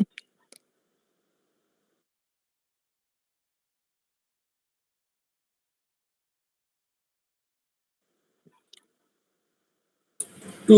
3 এর সাথে 2 মাল্টিপ্লাই করলে তো পাবো। 2 তো হ্যাঁ ঠিক আছে, না। 2 পাবো, যে কোনো জোড় সংখ্যাই তো পাবো, 2 করলেও পাবো, 4 করলেও পাবো, 6 করলেও পাবো। এটা বলার ইভেন উদ্দেশ্য হচ্ছে number 10 number. Right, even number কখনোই অড সংখ্যা মাল্টিপ্লাই করলে তো ইভেন পাবো না। 3 ইন্টু 3 তো 9ই হবে, 3 ইন্টু 5 তো 15ই হবে। যে কোনো ইভেন নাম্বারে যদি আমি একটা অড নাম্বারের সাথে, যেমন 3 এর সাথে মাল্টিপ্লাই করি, তাহলে ফাইনালি আমি অ্যান্সারটা পাবো ইভেন। তাহলে এই যে জিনিসটা পি, সে অবশ্যই অবশ্যই ইভেন, তাই তো? আর পি এর পরিচয় কি ছিল? কিউবিক গ্রাফের নাম্বার অফ ভার্টিসেস। প্রুফ হয়েছে? বুঝতে পেরেছি? জি ম্যাম।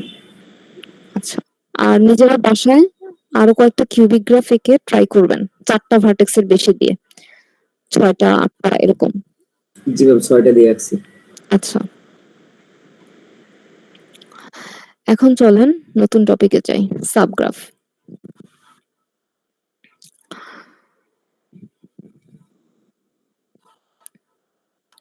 সাবগ্রাফের কনসেপ্টটা কি? আমাদেরকে সাবসেটের কনসেপ্টটা মনে আছে? ছোটবেলায় আমরা যখন ম্যাথমেটিক্সের সেট পড়তাম, সাবসেট বলতে কি বুঝতাম? একটা সেটে অনেকগুলো উপসেট থাকবে আর কি। Ma'am Right. সাবসেট। হ্যাঁ বলো। জি ম্যাম, বলে দিছি। আচ্ছা, ধরো তোমার কাছে দুইটা সেট আছে, এ এবং বি। আমরা বললাম A is the subset of B. এই কথার মানে কি? বি সেটে যে এলিমেন্ট গুলো আছে সেগুলো এ সেটেও আছে, তাই তো? বি সেটে কিছু এক্সট্রা থাকতে পারে, সেটা ডিফারেন্ট ইস্যু, কিন্তু বি সেটের সকল এলিমেন্টই এ সেটে আছে। তার মানে এ সেট হচ্ছে বি সেটের একটা অংশ বা সাবসেট, এটাকে আমরা বলছি A is the subset of B. এই একই কনসেপ্ট আমাদের সাবগ্রাফে আছে। তার মানে আমরা যখন সাবগ্রাফ বলছি, আমাদেরকে একটা অরিজিনাল গ্রাফ কোশ্চেনে দেওয়া থাকবে, সেই অরিজিনাল গ্রাফে কিছু ভার্টেক্স থাকবে, কিছু এজ থাকবে, তারা কানেক্টেড থাকবে। সেটা থেকে যখন আমরা সাবগ্রাফ তৈরি করব, আমাদের কাজ হচ্ছে সাবসেট অফ ভার্টেক্স চুজ করা, সেই সাবসেট অফ ভার্টেক্স থেকে সাবসেট অফ এজ চুজ করা। তার মানে কোনো অবস্থায় আমি নিজে থেকে এক্সট্রা ভার্টেক্স অ্যাড করতে পারবো না, আমি নিজে থেকে এক্সট্রা এজ অ্যাড করতে পারবো না, যেটা অরিজিনাল গ্রাফে দেওয়া নেই। আচ্ছা, এখন দেখো আমাদের এইখানে যদি খেয়াল করো, অরিজিনাল গ্রাফে এখানে ভার্টেক্স আছে 5টা, এজ আছে কয়টা? 1টা 2টা 3টা 4টা 5টা 6টা 7টা। আমরা যখন এখান থেকে সাবগ্রাফ আঁকবো, এটাই আঁকতে হবে এরকম কোনো রুলস নেই, তুমি যে কোনো টাইপের আঁকতে পারো। আমাদের 5টা ভার্টেক্স থেকে যদি আমি সাবসেট চুজ করি, আমি 2টা 3টা 4টা যে কোনোটাই নিতে পারি, বাট 2টা নেওয়া আমি কোনোভাবে রিকমেন্ড করব না, কারণ 2টা নিলে আসলে কি হবে? তুমি সিম্পলি একটা স্ট্রেট লাইন ড্র করবে, এটা থেকে আসলে কিছু বোঝা যাবে না। সো 2 এর বেশি অবশ্যই নিবে, বাট 2 নিলেও কনসেপ্ট ঠিক আছে আর কি, সাবসেটের কনসেপ্ট ঠিক আছে। এখন দেখো আমরা এখানে 4টা ভার্টেক্স নিয়েছি 1 2 3 4। তাহলে এই যে 1 2 3 4 নিলাম, আমাদের অরিজিনাল গ্রাফে 1 2 এর কানেকশন ছিল, আমরা এখানে কানেক্ট করলাম, 2 3 কানেক্টেড ছিল, কানেক্ট করলাম, 1 থেকে 3 কানেক্ট ছিল, আমরা কিন্তু এটাকে নেইনি, ডিসকার্ড করেছি, তার মানে একটা বাদ দেওয়া হয়েছে। 3 থেকে 4 কানেক্ট ছিল, কানেক্ট করেছি, 4 থেকে 1 কানেক্ট, আর 5 তো ভার্টেক্স অ্যাডই করি নাই, যেহেতু ভার্টেক্স অ্যাড করিনি অটোমেটিক্যালি এজ তো বাদ যাবেই বাকি দুইটা। তাহলে আমরা এখান থেকে ভার্টেক্সেরও সাবসেট নিয়েছি, এজেরও সাবসেট নিয়েছি, এটাকেই বলা হচ্ছে সাবগ্রাফ। সাবগ্রাফের কনসেপ্ট ক্লিয়ার? জি ম্যাম। আচ্ছা, যেমন ধরো খেয়াল করে দেখো এখানে 2 থেকে 4, 2 থেকে 4 এর মধ্যে কিন্তু অরিজিনাল গ্রাফে কোনো এজ নেই, সো তুমি কোনোভাবেই 2 থেকে 4 তোমার নিজের সাবগ্রাফে অ্যাড করতে পারবে না, কোনো এজ অ্যাড করতে পারবে না। আচ্ছা, এবার আসি স্প্যানিং গ্রাফ। স্প্যানিং গ্রাফের কনসেপ্টটা কি? তোমাকে একটা অরিজিনাল গ্রাফ দেওয়া থাকবে, সেই গ্রাফে যতগুলো ভার্টেক্স আছে সবগুলো ভার্টেক্সকে ইনক্লুড করতে হবে। That means v1 equal to v, v1 হচ্ছে স্প্যানিং গ্রাফের ভার্টেক্স সংখ্যা, v হচ্ছে অরিজিনাল গ্রাফের ভার্টেক্স সংখ্যা। তাহলে সাবসেটটা নিব কোথা থেকে? নাম্বার অফ এজেস থেকে। এখন দেখো আমাদের এখানে অরিজিনাল গ্রাফে ভার্টেক্স ছিল 5টা, আমরা স্প্যানিং গ্রাফে 5টা ভার্টেক্সই চুজ করেছি। আচ্ছা, এই 5টার মধ্যে এখানে এজ ছিল টোটাল 7টা, কিন্তু আমরা কিন্তু 7টা এজ নেইনি। ফর এক্সাম্পল 1 থেকে 2 এই এজটাকে আমরা বাদ দিয়েছি, 1 থেকে 4 এই এজটা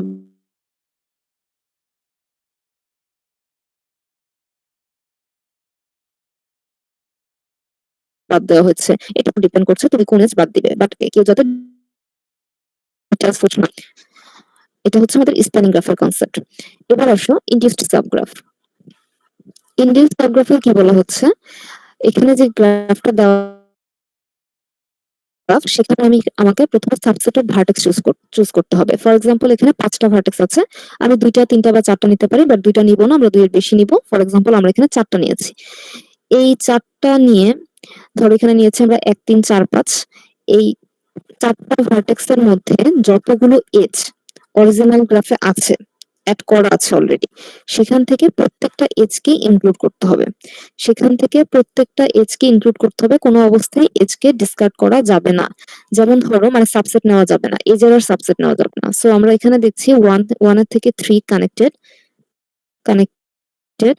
1 এর সাথে 4 4, 1 এর সাথে 5 5, 4 5 4 5 এবং 3 4 3 4। সো আমি যে কতটুকু ভার্টেক্স চুজ করেছি, যেমন 2টাকে আমি বাদ দিয়েছি, 1 3 4 5 এর মধ্যে অরিজিনাল গ্রাফে যতগুলো এজের কম্বিনেশন দেওয়া আছে সবগুলোকে ইনক্লুড করতে হবে। কিন্তু যেটা দেওয়া নেই, ফর এক্সাম্পল এখানে দেওয়া নেই কোনটা, 3 5, 3 আর 5 ধরো কানেক্টেড নেই, সো আমি এটা কোনো অবস্থায় এখানে এটাকে অ্যাড করতে পারবো না। ঠিক আছে, ক্লিয়ার হয়েছে এটুকু? ম্যাম সাবগ্রাফে কি ম্যাম ভার্টেক্স এজ দুটারই সাবসেট নেওয়া লাগবে? হ্যাঁ, দুইটারই সাবসেট নেওয়া লাগবে। তুমি সাবসেট অফ ভার্টেক্স চুজ করবে এবং তাদের মধ্যে যতগুলো এজের কম্বিনেশন দেওয়া আছে অরিজিনাল গ্রাফে সেখান থেকে সাবসেট অফ এজেস নেবে। আচ্ছা, আর ইনডিউস সাবগ্রাফে হচ্ছে তুমি সাবসেট অফ ভার্টেক্স নেবে, সাবসেট অফ ভার্টেক্স যখন সিলেক্ট হয়ে যাবে তাদের মধ্যে অরিজিনাল গ্রাফে যতগুলো এজ কানেক্ট করা আছে সেখান থেকে তোমাকে সবগুলো ইনক্লুড করতে হবে, সেখান থেকে সাবসেট নেওয়ার কোনো ওয়ে নেই। আচ্ছা, এবার আসো কমপ্লিমেন্ট।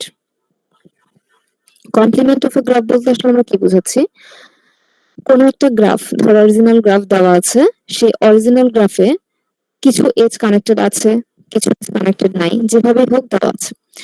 কমপ্লিমেন্ট মানে হচ্ছে যে আমরা যেরকম ওয়ান্স কমপ্লিমেন্ট বলতাম, 0 থাকলে 1 1 থাকলে 0, ওই কনসেপ্টটা। তার মানে যেখানে কানেকশন আছে সেটাকে আমি ডিসকানেক্ট করে দিব, যেখানে কানেকশন নেই সেখানে আমি কানেকশন অ্যাড করব।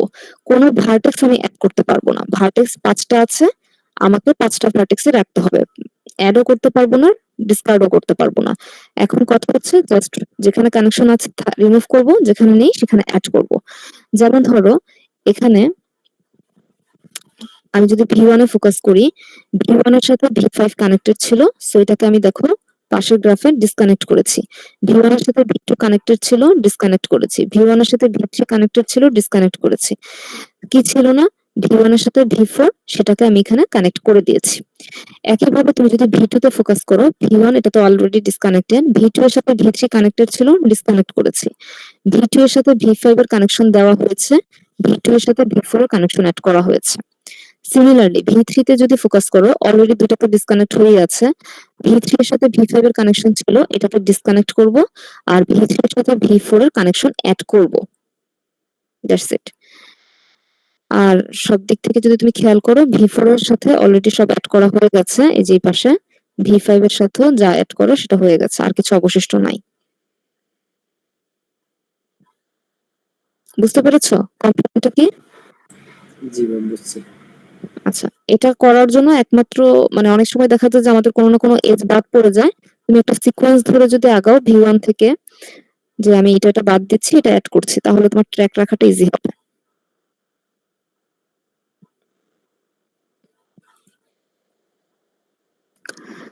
এবার আসো আইসোমরফিজম। আইসোমরফিজমের কনসেপ্টটা কি? ফার্স্টে বলা হয়েছে isomorphism in graph theory refers to the structural similarity between two different graphs. তার মানে তোমার কাছে দুইটা আলাদা আলাদা গ্রাফ থাকবে, সেই দুইটা গ্রাফের শেপ কিন্তু সেম হবে না, শেপ হবে ডিফারেন্ট, ঠিক আছে? কিন্তু দুইটা গ্রাফের স্ট্রাকচারাল সিমিলারিটি থাকবে। এখন এটা বলতে আসলে আমরা কি বোঝাচ্ছি? একটা জিনিস আমাদের সেম থাকবে, সেটা হচ্ছে নাম্বার অফ ভার্টেক্স। দুইটা গ্রাফের নাম্বার অফ ভার্টেক্স সেম থাকবে এবং তাদের কানেকশনের ওয়েটা সেম থাকবে। এখন কানেকশনের ওয়েটা সেম কিনা সেটা আমি বুঝবো কিভাবে? সেটা বুঝবো অ্যাকর্ডিং টু আওয়ার ম্যাপিং। এই ম্যাপিং কোশ্চেনে দেওয়া থাকতেও পারে, দেওয়া নাও থাকতে পারে। এখন এই ম্যাপিংটা দেওয়া না থাকার পসিবিলিটি বেশি, ম্যাপিংটা আমরা নিজেরা তৈরি করব। আচ্ছা, এখন কিভাবে সেটা করা যায়? চলো একটা এক্সাম্পল দেখি।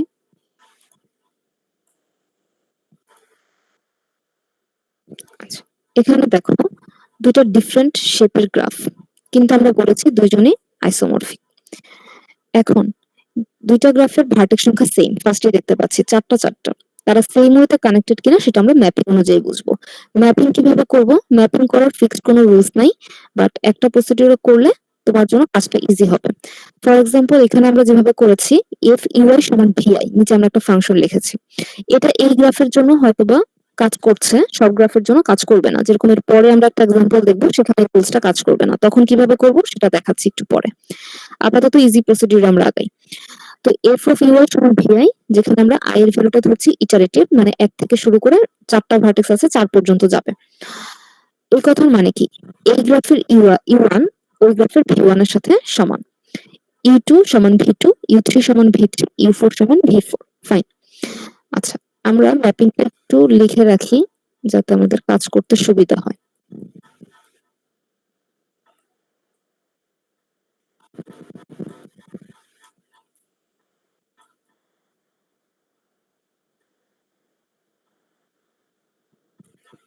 ঠিক আছে, এখন দেখো এই গ্রাফের ইউ1 আর ওই গ্রাফের ভি1 আমি এখানে এবং এখানে ফোকাস করছি।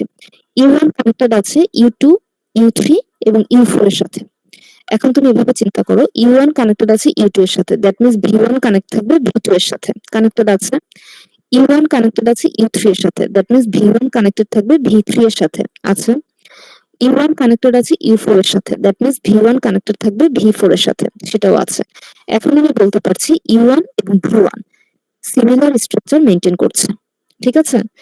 এই কনসেপ্টটা শুধু ইউ1 এবং ভি1 এর জন্য হলে হবে না, এই কনসেপ্টটা হতে হবে প্রত্যেকটা ভার্টেক্স এর জন্য। আমরা একটু এটা করে রাখি, এটা আমরা মুছবো না, তাহলে আমাদের ট্র্যাক রাখতে সুবিধা হবে যে এই তিনটা ম্যাপ হয়ে গেছে। এখন আবার আমরা ফোকাস করব আমাদের নেক্সট ভার্টেক্স আই2 মানে ইউ2 এবং ভি2। এখন আমরা ফোকাস করছি ইউ2 এবং ভি2 তে। ইউ2 কানেক্টেড আছে ইউ1, ইউ3 এবং ইউ4 এর সাথে। অলরেডি এই পার্টটা কিন্তু আমাদের চেক হয়ে গেছে, যেটা চেক হয়ে গেছে সেটা নিয়ে আর আমরা ফার্দার কাজ করব না, একই কাজ বারবার রিপিটেডলি করার কোনো প্রয়োজন নেই। তাহলে এবার আমরা ফোকাস করি ইউ2 এর সাথে কানেক্টেড ইউ3, দ্যাট মিন্স ভি2 এর সাথে কানেক্টেড ভি3, ভি2 এর সাথে ভি3 কানেক্টেড। ওকে, ইউ2 এর সাথে কানেক্টেড ইউ4, তার মানে ভি2 এর সাথে কানেক্টেড আছে ভি4, কানেক্টেড আছে। এখন আমি বলতে পারি ইউ2 এবং ভি2 সেম স্ট্রাকচার মেইনটেইন করছে। ওকে, গেল এটুকু। এবার আমরা ফোকাস করব ইউ3 তে, এখানে ফোকাস করব ভি3 তে। দেখতে পাচ্ছি ইউ3, ইউ2, ইউ1 এবং ইউ4 এর সাথে কানেক্টেড। অলরেডি এটা আমাদের ম্যাপ করা হয়ে গেছে, এই যে এখানে তাহলে এটা নিয়ে আর আমরা ফার্দার কাজ করব না, আমরা বাকি দুটো নিয়ে কাজ করি। তাহলে U3 কানেক্টেড আছে, আচ্ছা এটাও ম্যাপিং হয়ে গেছে, সরি এটা ম্যাপিং হয়ে গেছে, এই যে এখানে দেখতে পাচ্ছি ম্যাপিং হয়ে গেছে U3 U1 মানে V3 V1 এ যে ম্যাপিং হয়ে গেছে। তাহলে বাকি আছে একটা U3 এর সাথে U4, তাহলে U3 এর সাথে U4 connected, that means V3 এর সাথে V4 কানেক্টেড, দেখতে পাচ্ছি V3 এর সাথে V4 কানেক্টেড। তাহলে এখন আমি বলতে পারি U3 এবং V3 সেম স্ট্রাকচার মেইনটেইন করছে। আচ্ছা ফাইন, এখন আমার কথা হচ্ছে আমার কাছে আর ভার্টেক্স বাকি আছে কোনটা, U4 এবং V4, কিন্তু আর কোনো এজ কি বাকি আছে? তুমি ট্র্যাকিংটা একটু খেয়াল করো তো, দুই গ্রাফে কোনো এজে ট্র্যাক করা কি বাদ আছে, ম্যাপ করা বাদ আছে? নো ম্যাম, শুধু হচ্ছে বাকি নেই। বাকি আছে। হ্যাঁ কোনটা? U4 আর UV তো বাকি আছে, বাকি সবগুলো U4 আর V4 বাকি আছে, বাট কোনো এজ কি বাকি আছে? এজের ট্র্যাক গুলো দেখো তো, এজ গুলো তো যখন আমরা ম্যাপ করেছি তখন সাথে সাথে আমরা মার্ক করে দিয়েছি দুই গ্রাফে, বাকি আছে কিনা, কোনো এজ কি আনমার্কড আছে কিনা? হ্যাঁ ম্যাডাম। কোনো এজে আনমার্কড নেই, কেন নেই? কারণ U4 তার আলাদা কোনো ভার্টেক্স না, U4 যেই এজ গুলোর সাথে কানেক্টেড অলরেডি প্রত্যেকটা এজ কে আমরা ম্যাপ করে ফেলেছি according to our this mapping. তাহলে এখন আর আলাদা করে আমার চেক করার দরকার নেই। তারপরে যদি তোমার মনে ডাউট থাকে তুমি করে দেখতে পারো যে U4 হচ্ছে U1 U2 U3 এর সাথে কানেক্টেড, বাট অলরেডি আমরা এই যে এই পার্ট গুলো আগেই করে ফেলেছি অন্যান্য ভার্টেক্স করার সময়, U1 U2 U3 ইন্ডিভিজুয়ালি করার সময়। তো দেখবে যে V4 V1 V2 V3 এর সাথে কানেক্টেড কিনা, কানেক্টেড আছে, বাট লাস্ট ভার্টেক্স আর আলাদা করে করার কোনো প্রয়োজন হয় না, অলরেডি সেগুলো চেক হয়ে গেছে, আমরা এই জন্যই মার্ক করে রেখেছিলাম। তো এখন যেহেতু প্রত্যেকটা ভার্টেক্স অপর প্রত্যেকটা ভার্টেক্সের সাথে আমাদের ম্যাপিং অনুযায়ী ঠিকমতো কাজ করছে, তাহলে আমরা বলতে পারি চারটা ভার্টেক্সই সিমিলার স্ট্রাকচার মেইনটেইন করছে, তাহলে এই দুইটা গ্রাফ আইসোমরফিক। এটা হচ্ছে আইসোমরফিকের অ্যাকচুয়াল কনসেপ্ট বা সিমিলার স্ট্রাকচার বলতে আমরা যেটা বুঝাচ্ছি। কিন্তু এই যে আমরা ম্যাপিংটা করলাম U1 সমান V1 বা U2 সমান V2, সবসময় এইভাবে আমরা অর্ডার অনুযায়ী ম্যাপ করলে সেটা মিলবে না। যেমন ধরো আমরা যদি পরের এক্সাম্পলটা দেখি বা তখন না মিললে আমরা আসলে কি করব? আচ্ছা আমাদের এই আগের এক্সাম্পলটা কি সবার ক্লিয়ার? আইসোমরফিক বলতে আমরা কি বুঝাচ্ছি? জিনিস আচ্ছা এখন দেখো এই এক্সাম্পলটা দেখো, এখানে বলেছে যে এই দুইটা গ্রাফ আইসোমরফিক কিনা। প্রথম কথা হচ্ছে এখানেও ভার্টেক্স 5টা আছে, এই সাইডেও ভার্টেক্স 5টা আছে, ঠিক আছে। এখন আমরা দেখি আমাদের ম্যাপ করলে ঠিক মতো হয় কিনা। আমরা ধরো এই নতুন রুল, বা এটা আসলে রুল না, এটা আসলে একটু পরে নিজে থেকে বের হবে কিভাবে আসলো, আমরা আগে রুলটাই জানি সেভাবে আমরা কাজ করি। এই পাশে হচ্ছে এবার ভি, তাহলে আমরা বলবো V1 সমান U1, V2 সমান U2, V3 সমান U3, V4 সমান U4, V5 সমান U5। ওকে, এখন আমরা একটু ফোকাস করি এই গ্রাফের V1 এবং এই গ্রাফের U1। প্রথম ভার্টেক্স আমরা সবসময় সেমই রাখবো, এতে কোনো সমস্যা নেই। এখন দেখি V1 দুজনের সাথে কানেক্টেড, V1 কানেক্টেড V2 এবং V5 এর সাথে। তাহলে V1 যদি V2 এর সাথে কানেক্ট হয়, আমার ম্যাপিং অনুযায়ী U1 U2 এর সাথে কানেক্ট হওয়ার কথা, কিন্তু আমার এখানে U1 এবং U2 এর কোনো কানেকশন নেই, তার মানে আমার এই ম্যাপিংটা ভুল হয়েছে। কোন ম্যাপিংটা? এই যে V2 সমান U2 যে ধরেছি এই ম্যাপিংটা ভুল। ভালো কথা, একই সাথে পাশেরটা চেক করে ফেলি, V1 এর সাথে V5 কানেক্টেড, তাহলে আমার ম্যাপিং অনুযায়ী U1 এর সাথে U5 কানেক্ট হওয়ার কথা, বাট U1 এর সাথে U5 এর কোনো কানেকশন নেই, তার মানে আমার এই ম্যাপিংটা ভুল আছে। ঠিক আছে, ভুল থাকলে এটাও বাদ। তাহলে আগে এই ম্যাপিং গুলোকে ঠিক করি, তারপর সামনের দিকে আগাই। যেহেতু V2 সমান U2 হচ্ছে না, আমরা এক ঘর আগাই, I এর ভ্যালু যদি 1 বাড়ে তাহলে আমরা U3 পাবো। ঠিক আছে, আমরা ধরি V2 সমান U3 ধরলাম আর কি। এগুলো নিয়ে আমরা তাহলে পরে কাজ করব, আগে এই দুটোকে ঠিক করি তারপরে এগুলো নিয়ে কাজ করব। তাহলে V2 সমান U3 ধরছি, এবার দেখি কাজ হয় কিনা। V1 এর সাথে V2 connected, that means U1 এর সাথে U3 কানেক্টেড। হ্যাঁ, U1 এর সাথে এবার আমরা U3 এর কানেকশন পেয়েছি, তাহলে এবার আমি বলতে পারি আমার এই ম্যাপিংটা ঠিকই আছে, ফাইন। আবার দেখি এটাও তো ঠিক করতে হবে, V5 এ তো ঠিক করতে হবে, এটা তো U5 হবে না, এটা নিশ্চিত প্রমাণ হয়েছে। তাহলে হয় হবে U2 তাহলে হবে U4। ওটা যেমন 1 করে বাড়াচ্ছি, তুমি চাইলে U2 ধরতে পারো, তুমি চাইলে U4 ধরতে পারো, তোমার যেভাবে সুবিধা। ধরো আমি একদিক থেকে তুমি একটা করতে পারো, যেরকম আমি এটা 1 ইনক্রিমেন্ট করেছি, এটা তুমি ডিক্রিমেন্ট করতে পারো। আবার যদি তোমার মনে হয় যে তুমি স্টার্টিং থেকে যাবে, তাহলে তুমি U2 ধরে শুরু করতে পারো, তোমার ইচ্ছে। আমি এখানে ধরো U4 ধরলাম, 1 ডিক্রিমেন্ট করলাম। তাহলে এখানে যেটা হবে, V1 এর সাথে V5 connected, that means U1 এর সাথে U4 কানেক্টেড। চেক করে দেখি, U1 এর সাথে U4 কানেক্টেড, ফাইন। তাহলে আমার এই ম্যাপিংটাও ঠিক আছে। এখন আমি বলতে পারি V1 এবং E1, V1 এবং E1 সিমিলার স্ট্রাকচার মেইনটেইন করছে according to this mapping, fine. এবার আমরা ফোকাস করব V2 তে। V2 এর সাথে এই ম্যাপিংটা কিন্তু এবার ওকে হয়েছে। V2 এর সাথে কাকে আমরা ওকে করেছি? ওকে করেছি আমরা U3 কে। তাহলে V2 এর সাথে আমরা ওকে করেছি U3 কে। তাহলে এবার আমরা V2 এবং U3 তে ফোকাস করছি। V2 এর সাথে কানেক্টেড আছে V1, যেটা অলরেডি ম্যাপ করা হয়ে গেছে, ওদিকে আর আমরা ফোকাস করব না, আমাদের ফোকাস করতে হবে শুধু একটা। V2 এর সাথে কানেক্টেড আছে V3, কিন্তু V3 এর জন্য আমি এখনো কোনো ম্যাপিং করিনি। তাহলে এবার আমরা সেই ম্যাপিংটার দিকে ফোকাস করি। লিখি V3 সমান কত ধরা যায়? আচ্ছা, এখানে ফ্রেশ করে লিখি।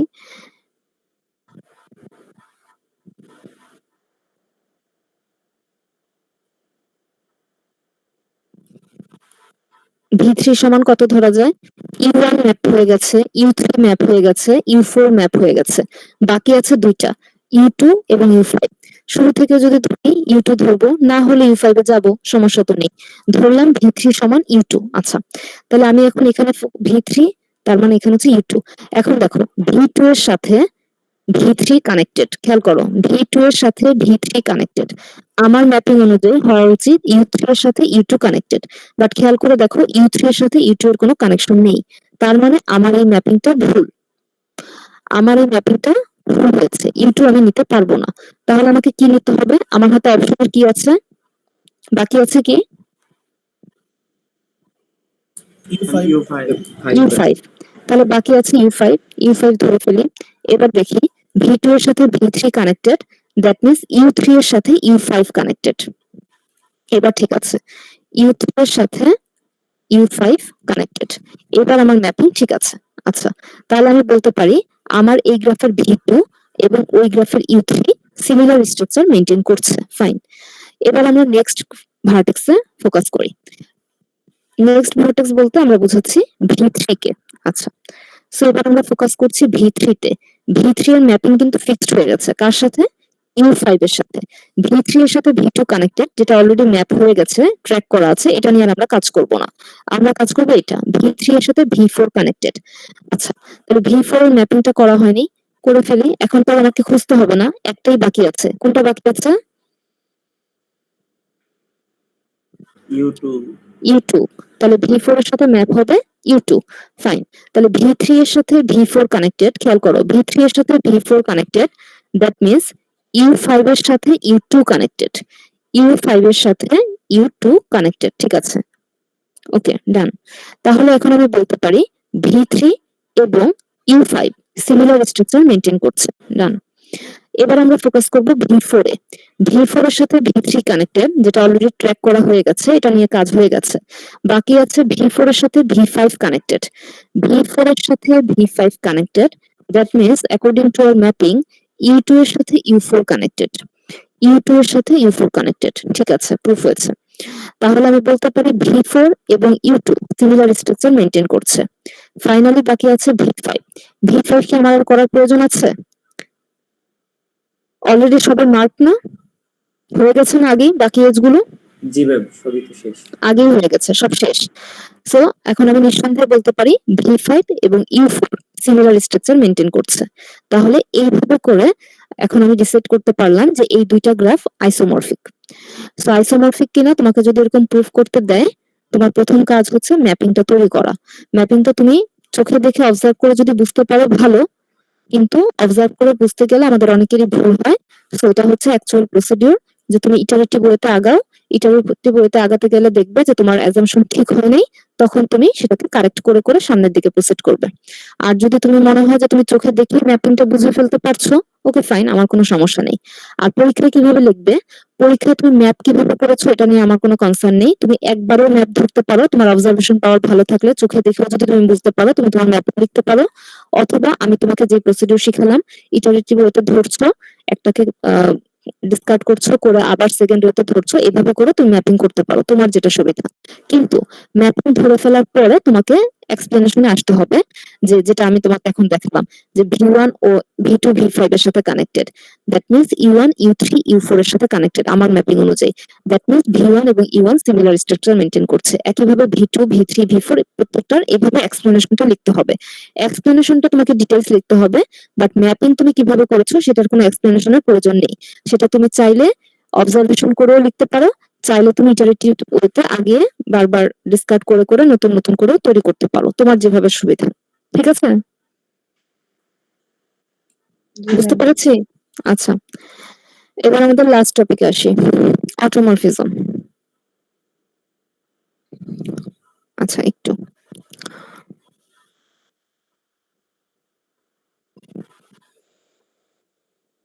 আচ্ছা, আরেকটা কথা বলতে ভুলে গেছি, সেটা হচ্ছে আইসোমরফিজমে কোশ্চেন আসলে অনেক ভাবে আসতে পারে।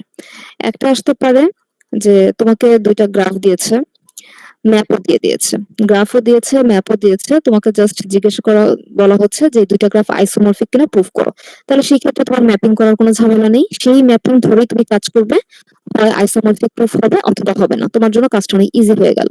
আচ্ছা, আরেকটা কোশ্চেন থাকতে পারে যেটা আমরা এখন দেখালাম, দুইটা গ্রাফ দেওয়া আছে, ম্যাপিং দেওয়া নেই, তোমাকে ম্যাপ করে বের করতে হবে যে তারা আইসোমরফিক কিনা, এটা একটা।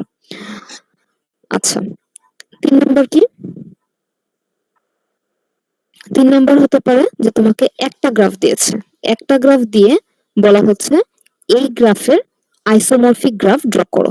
সেটাও তোমার জন্য ইজি, তোমাকে ম্যাপও দেয় নেই, কোনো শেপও দেয় নেই, জাস্ট একটা গ্রাফ দিয়েছে, তুমি তোমার মতো অন্য একটা গ্রাফ তৈরি করে ম্যাপ করে ড্র করবে।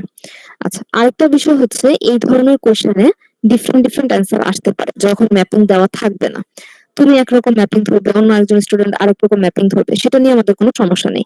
তোমার ম্যাপিং অনুযায়ী তোমার গ্রাফ যদি ঠিক থাকে, তুমি যদি তোমার জাস্টিফিকেশন যদি ঠিক থাকে, আমরা যদি ভেরিফাই করতে পারি, তাহলে তুমি মার্কস পাবে। ওকে, এখানে অ্যান্সার সবার সেম হবে বিষয়টা এরকম না, কিন্তু হ্যাঁ, যদি এরকম হয় যে গ্রাফটা আইসোমরফিক, সেটা তোমাকে ডেফিনেটলি আইসোমরফিক প্রুফ করতে হবে। তোমার অ্যাজাম্পশন ভুল ছিল, সেটা ডিফারেন্ট ইস্যু, সেই ক্ষেত্রে তুমি মার্কস পাবে না। কারণ আমরা তো দেখালাম যে আমাদের প্রথম অ্যাজাম্পশন অনেক সময় ভুল হচ্ছে, তারপরে কিভাবে সেটা ঠিক করতে হয় সেটাও আমরা দেখালাম। তো অ্যান্সার অবশ্যই আইসোমরফিক হলে সবার অ্যান্সারই আইসোমরফিক হবে, কিন্তু অ্যাজাম্পশন এক একজনের এক এক রকম হতে পারে, ম্যাপিং এক একজনের এক এক রকম হতে পারে। আবার যেটা বললাম যে একটা গ্রাফ দিয়েছে, একটা গ্রাফ দিয়ে বলছে যে এটার একটা আইসোমরফিক গ্রাফ ড্র করো, সেটার ক্ষেত্রে তো অবশ্যই ডিফারেন্ট ডিফারেন্ট অ্যান্সার আসবে, ম্যাপিং আলাদা আলাদা আসবে, সেটা নিয়ে আমাদের কোনো সমস্যা নেই। বুঝতে পেরেছো কি বললাম? জি ম্যাম। জি ম্যাম।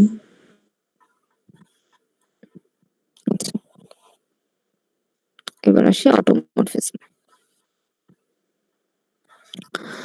অটোমরফিজমে দেখো বলা হয়েছে an automorphism of graph G is an isomorphism between G and itself. আচ্ছা, এখানে আবার আইসোমরফিজমের কথা আছে, বাট এখানে ডেফিনিশনটা বোঝা টাফ, আমরা হচ্ছে নতুন একটা স্লাইড নিয়ে সেখানে ফিগার এঁকে এক্সপ্লেইন করি। আচ্ছা, অটোমরফিজমের বিষয়টা হচ্ছে তোমার একটাই গ্রাফ থাকবে,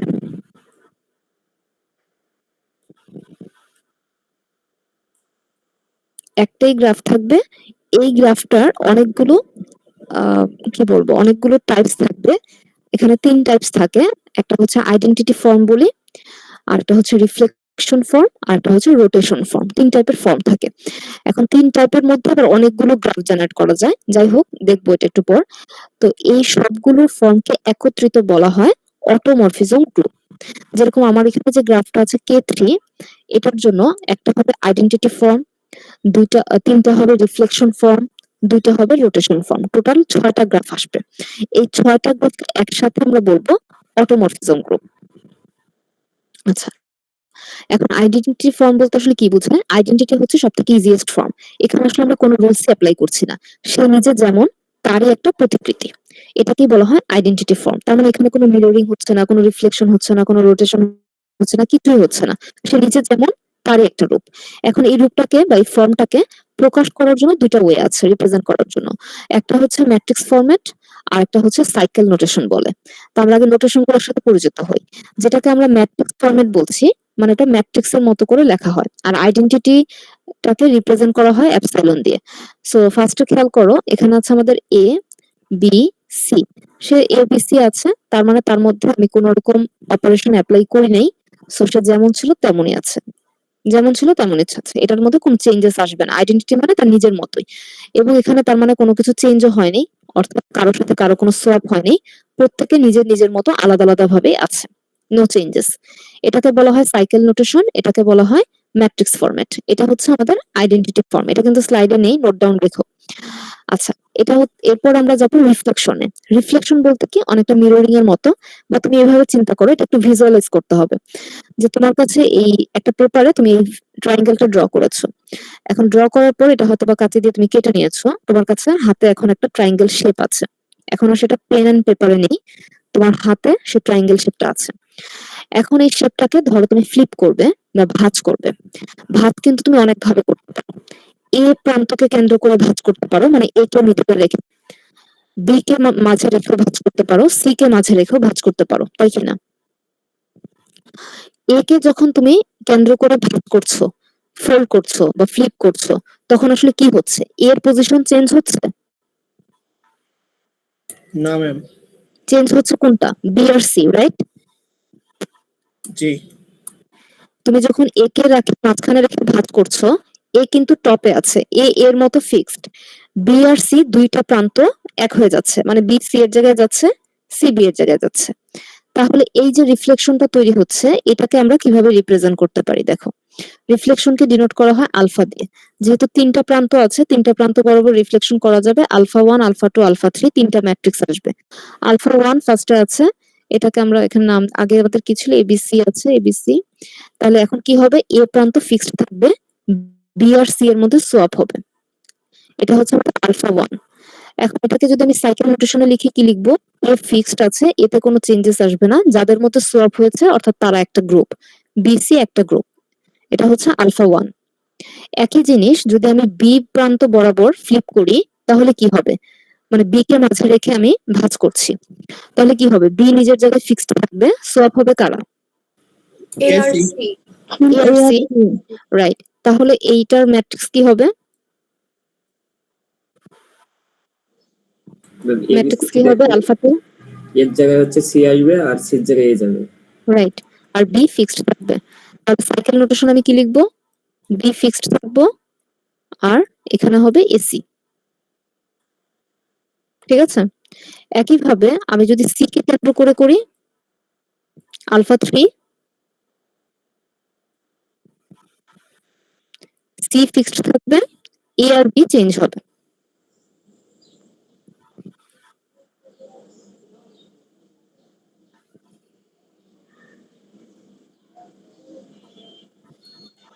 এই তিনটা হচ্ছে আমাদের রিফ্লেকশন।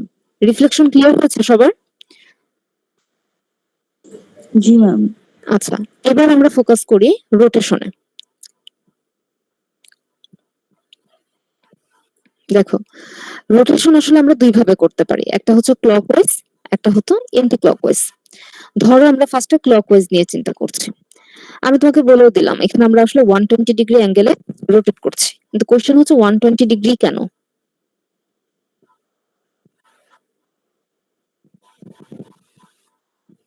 কারণ ম্যাম 120 তো 360 ডিগ্রি হয়, এই জন্য আর কি। হ্যাঁ, মানে আমরা যখন একটা এক্সিস চিন্তা করছি, রাইট, আমরা যখন একটা এক্সিস চিন্তা করছি, পুরোটা কি, টোটাল পুরোটা হচ্ছে 360 ডিগ্রি, মানে সাইকেল যদি চিন্তা করি। আমাদের এখানে ভার্টেক্স আছে কয়টা? 3টা। সো আমরা 360 ডিগ্রিকে 3 দিয়ে ডিভাইড করব, বা আমাদের গ্রাফে যতগুলো ভার্টেক্স থাকবে তত ভার্টেক্স সংখ্যা দিয়ে ডিভাইড করব, যেটা আসবে সেটাই আমাদের ক্ষেত্রে আসছে 120 ডিগ্রি। এখন এই 120 ডিগ্রিতে আমরা একবার ক্লকওয়াইজ করব, একবার এন্টি ক্লকওয়াইজ করব। আচ্ছা, এখন দেখো, আমরা যদি ক্লকওয়াইজ করি তাহলে জিনিসটা কি হচ্ছে? ফার্স্ট আগে আমরা ফিগারটা চিন্তা করি, তারপরে আমরা ম্যাট্রিক্সে বা নোটেশনে যাব।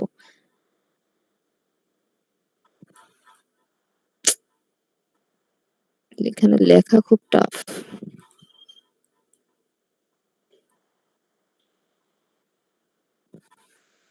আচ্ছা, এটা কি বুঝতে পেরেছি? এ বি এর জায়গায় যাচ্ছে, বি সি এর জায়গায় যাচ্ছে, সি এর জায়গায় যাচ্ছে, ঘড়ির কাঁটার দিকে ঘুরছি। আচ্ছা, রোটেশনকে আমরা ডিনোট করি R1 দিয়ে। তাহলে আমাদের যে ম্যাট্রিক্সটা আসবে, ফার্স্ট আমরা এবিসি লিখে নেই। আচ্ছা, এবার দেখো এখানে কি হচ্ছে, এই জিনিসটা কিভাবে আসছে। তুমি সবসময় ফোকাস করবে মডিফাইড গ্রাফের দিকে, মানে আফটার রোটেশন যেটা হয়েছে সেটার দিকে আমরা আগে ফোকাস করছি। খেয়াল করো, এখন এখানে এ আছে, এই পজিশনে আগে কি ছিল? বি ছিল ম্যাম। বি ছিল, তার মানে এ এর সাথে বি এর সোয়াপ হয়েছে, ফাইন। এই পজিশনে এখন বি আছে, এখানে আগে কি ছিল? সি। সি ছিল, তার মানে বি এর সাথে সি এর সোয়াপ হয়েছে। এই পজিশনে এখন সি আছে, এখানে আগে কি ছিল? এ ছিল। তাহলে এটা হচ্ছে আমাদের রোটেশন ম্যাট্রিক্স। এই কিন্তু সাইকেল নোটেশন যখন লিখতে বলবে তখন এটা কিন্তু ফিক্সড না, এটা অনেকভাবে লেখা যায়। কিরকম? ধরো আমি এ কে কেন্দ্র করে রোটেট করলে ঘড়ির কাঁটার দিকে যদি যাই এ বি সি, এবং এখানে কিন্তু তিনজনই রোটেট হচ্ছে, রাইট? তিনজনেরই কিন্তু পরিবর্তন হয়েছে, কেউই কারো জায়গায় ফিক্সড নেই, সো তিনটেই রোটেট হয়েছে, তিনটা এক গ্রুপে আসলো। কেউ যদি বি কে কেন্দ্র করে রোটেট করে তাহলে সে কি লিখবে? ঘড়ির কাঁটার দিকে গেলে বি সি এ। কেউ যদি সি কে কেন্দ্র করে রোটেট করে তাহলে সে কি লিখবে? C A B. বুঝতে পেরেছো? অ্যান্সার কিন্তু হতে পারে তিনটা, কিন্তু তিনটাই তোমার ঘড়ির কাঁটার দিকেই হতে হবে। একটা হচ্ছে এবিসি, একটা বিসিএ, একটা সিএবি। আচ্ছা, এবার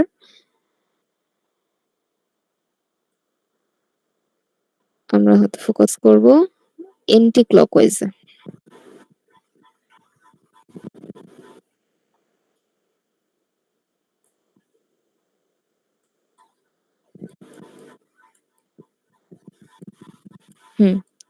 ফিগারটা কেমন হবে সেটা আগে আমরা ড্র করি।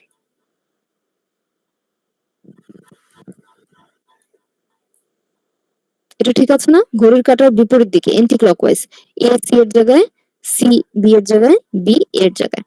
আচ্ছা, এটা আগে নিজেরা লিখে ফেলো, এর মধ্যে অলরেডি খাতা, আমি যাকে জিজ্ঞেস করবো সে অ্যান্সার দিবে।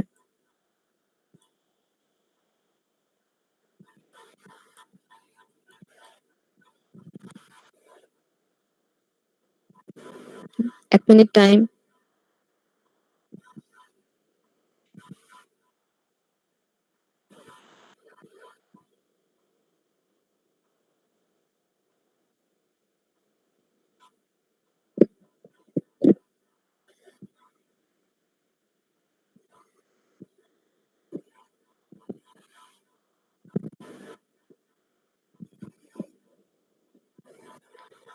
হয়েছে? করা হয়েছে?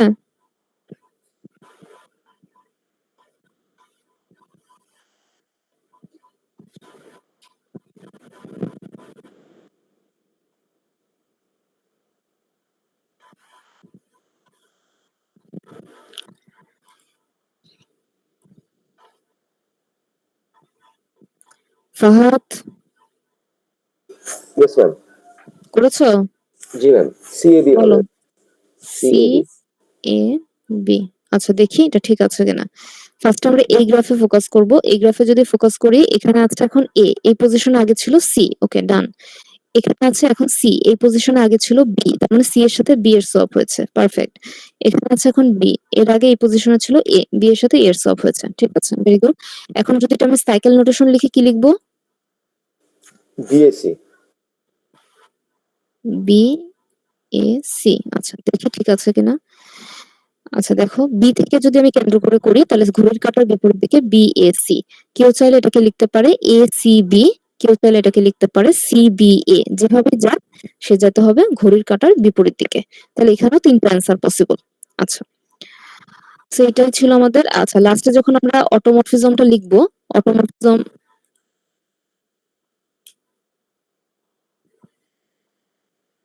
অটোমরফিজম গ্রুপের কথা বলবো, তখন হচ্ছে আমরা এইভাবে লিখে দিব, এটাকে ডিনোট করে এরকম এ ইউ টি জি দিয়ে। তো এটা হচ্ছে একটা সেট, এই সেটের ভিতরে কি কি থাকবে?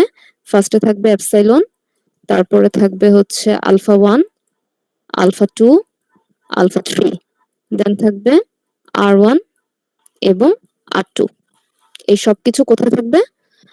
অটোমরফিজম অফ জি এই সেটের ভিতরে থাকবে। এটা হচ্ছে আমাদের লাস্ট লাইন।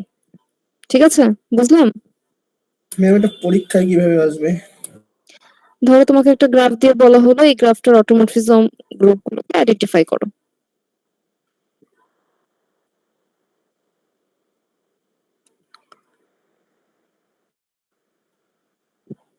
আচ্ছা, এখন আমাদের লেকচার 2 শেষ। লেকচার 1 এবং লেকচার 2 তে যা যা পড়লাম এবং লেকচার 1 গত ক্লাসে তোমাদের সাথে যখন ফার্স্ট ক্লাস ছিল তখনও পড়েছি। এই 3টা ক্লাসে কারো কোনো প্রবলেম আছে কিনা?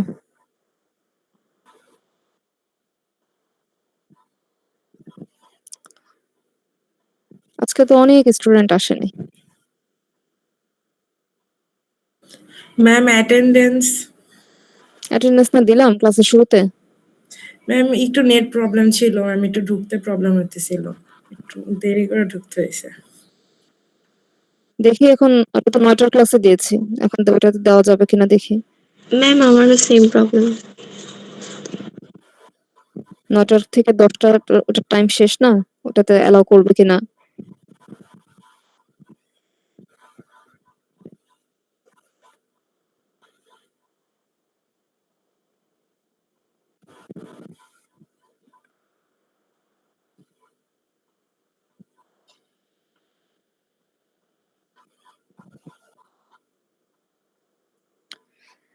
আমি আরেকবার কল করছি যাদেরকে দেওয়া হয়নি। ফাতেমা ইসলাম অনন্যা, স্বপ্নীল আচার্য, সাবিকুন নাহার, তাহসিনা আলম রাইসা, ইয়েস ম্যাম। জেরিন সাইমা, মুর্শিদ আলী, প্রেজেন্ট ম্যাম। সাইদা ফারহানা ইসলাম, সাইমা হোসেন তামিম, রেহান বিন অলিদ, নাহিদ পারভেজ, আবির আহমেদ, Yes, ma'am. নাফিম, ওকে আবির, Yes, ma'am. 666. নাফিম তাজওয়ার ইসলাম, Present, ma'am. মারমা বৈশাখী, প্রেজেন্ট ম্যাম। আলিফ সরকার রনি, ফাতেমা ফেরদৌসি। ওকে, এই অ্যাটেন্ডেন্সটাই যাবে আগামীকালও, মানে যে সেকেন্ড ক্লাসটা আর কি। আজকে একটা অ্যাটেন্ডেন্স পেয়েছো, কালকে আরেকটা পাবে, 2টা ক্লাস। ঠিক আছে, তোমাদের সাথে আমার দেখা হবে আবার নেক্সট সানডেতে। আর আমি স্লাইড আজকে ক্লাসরুমে আপলোড করে দিব, 2টাই পেয়ে যাবে। আর কোনো কোয়েরিজ আছে?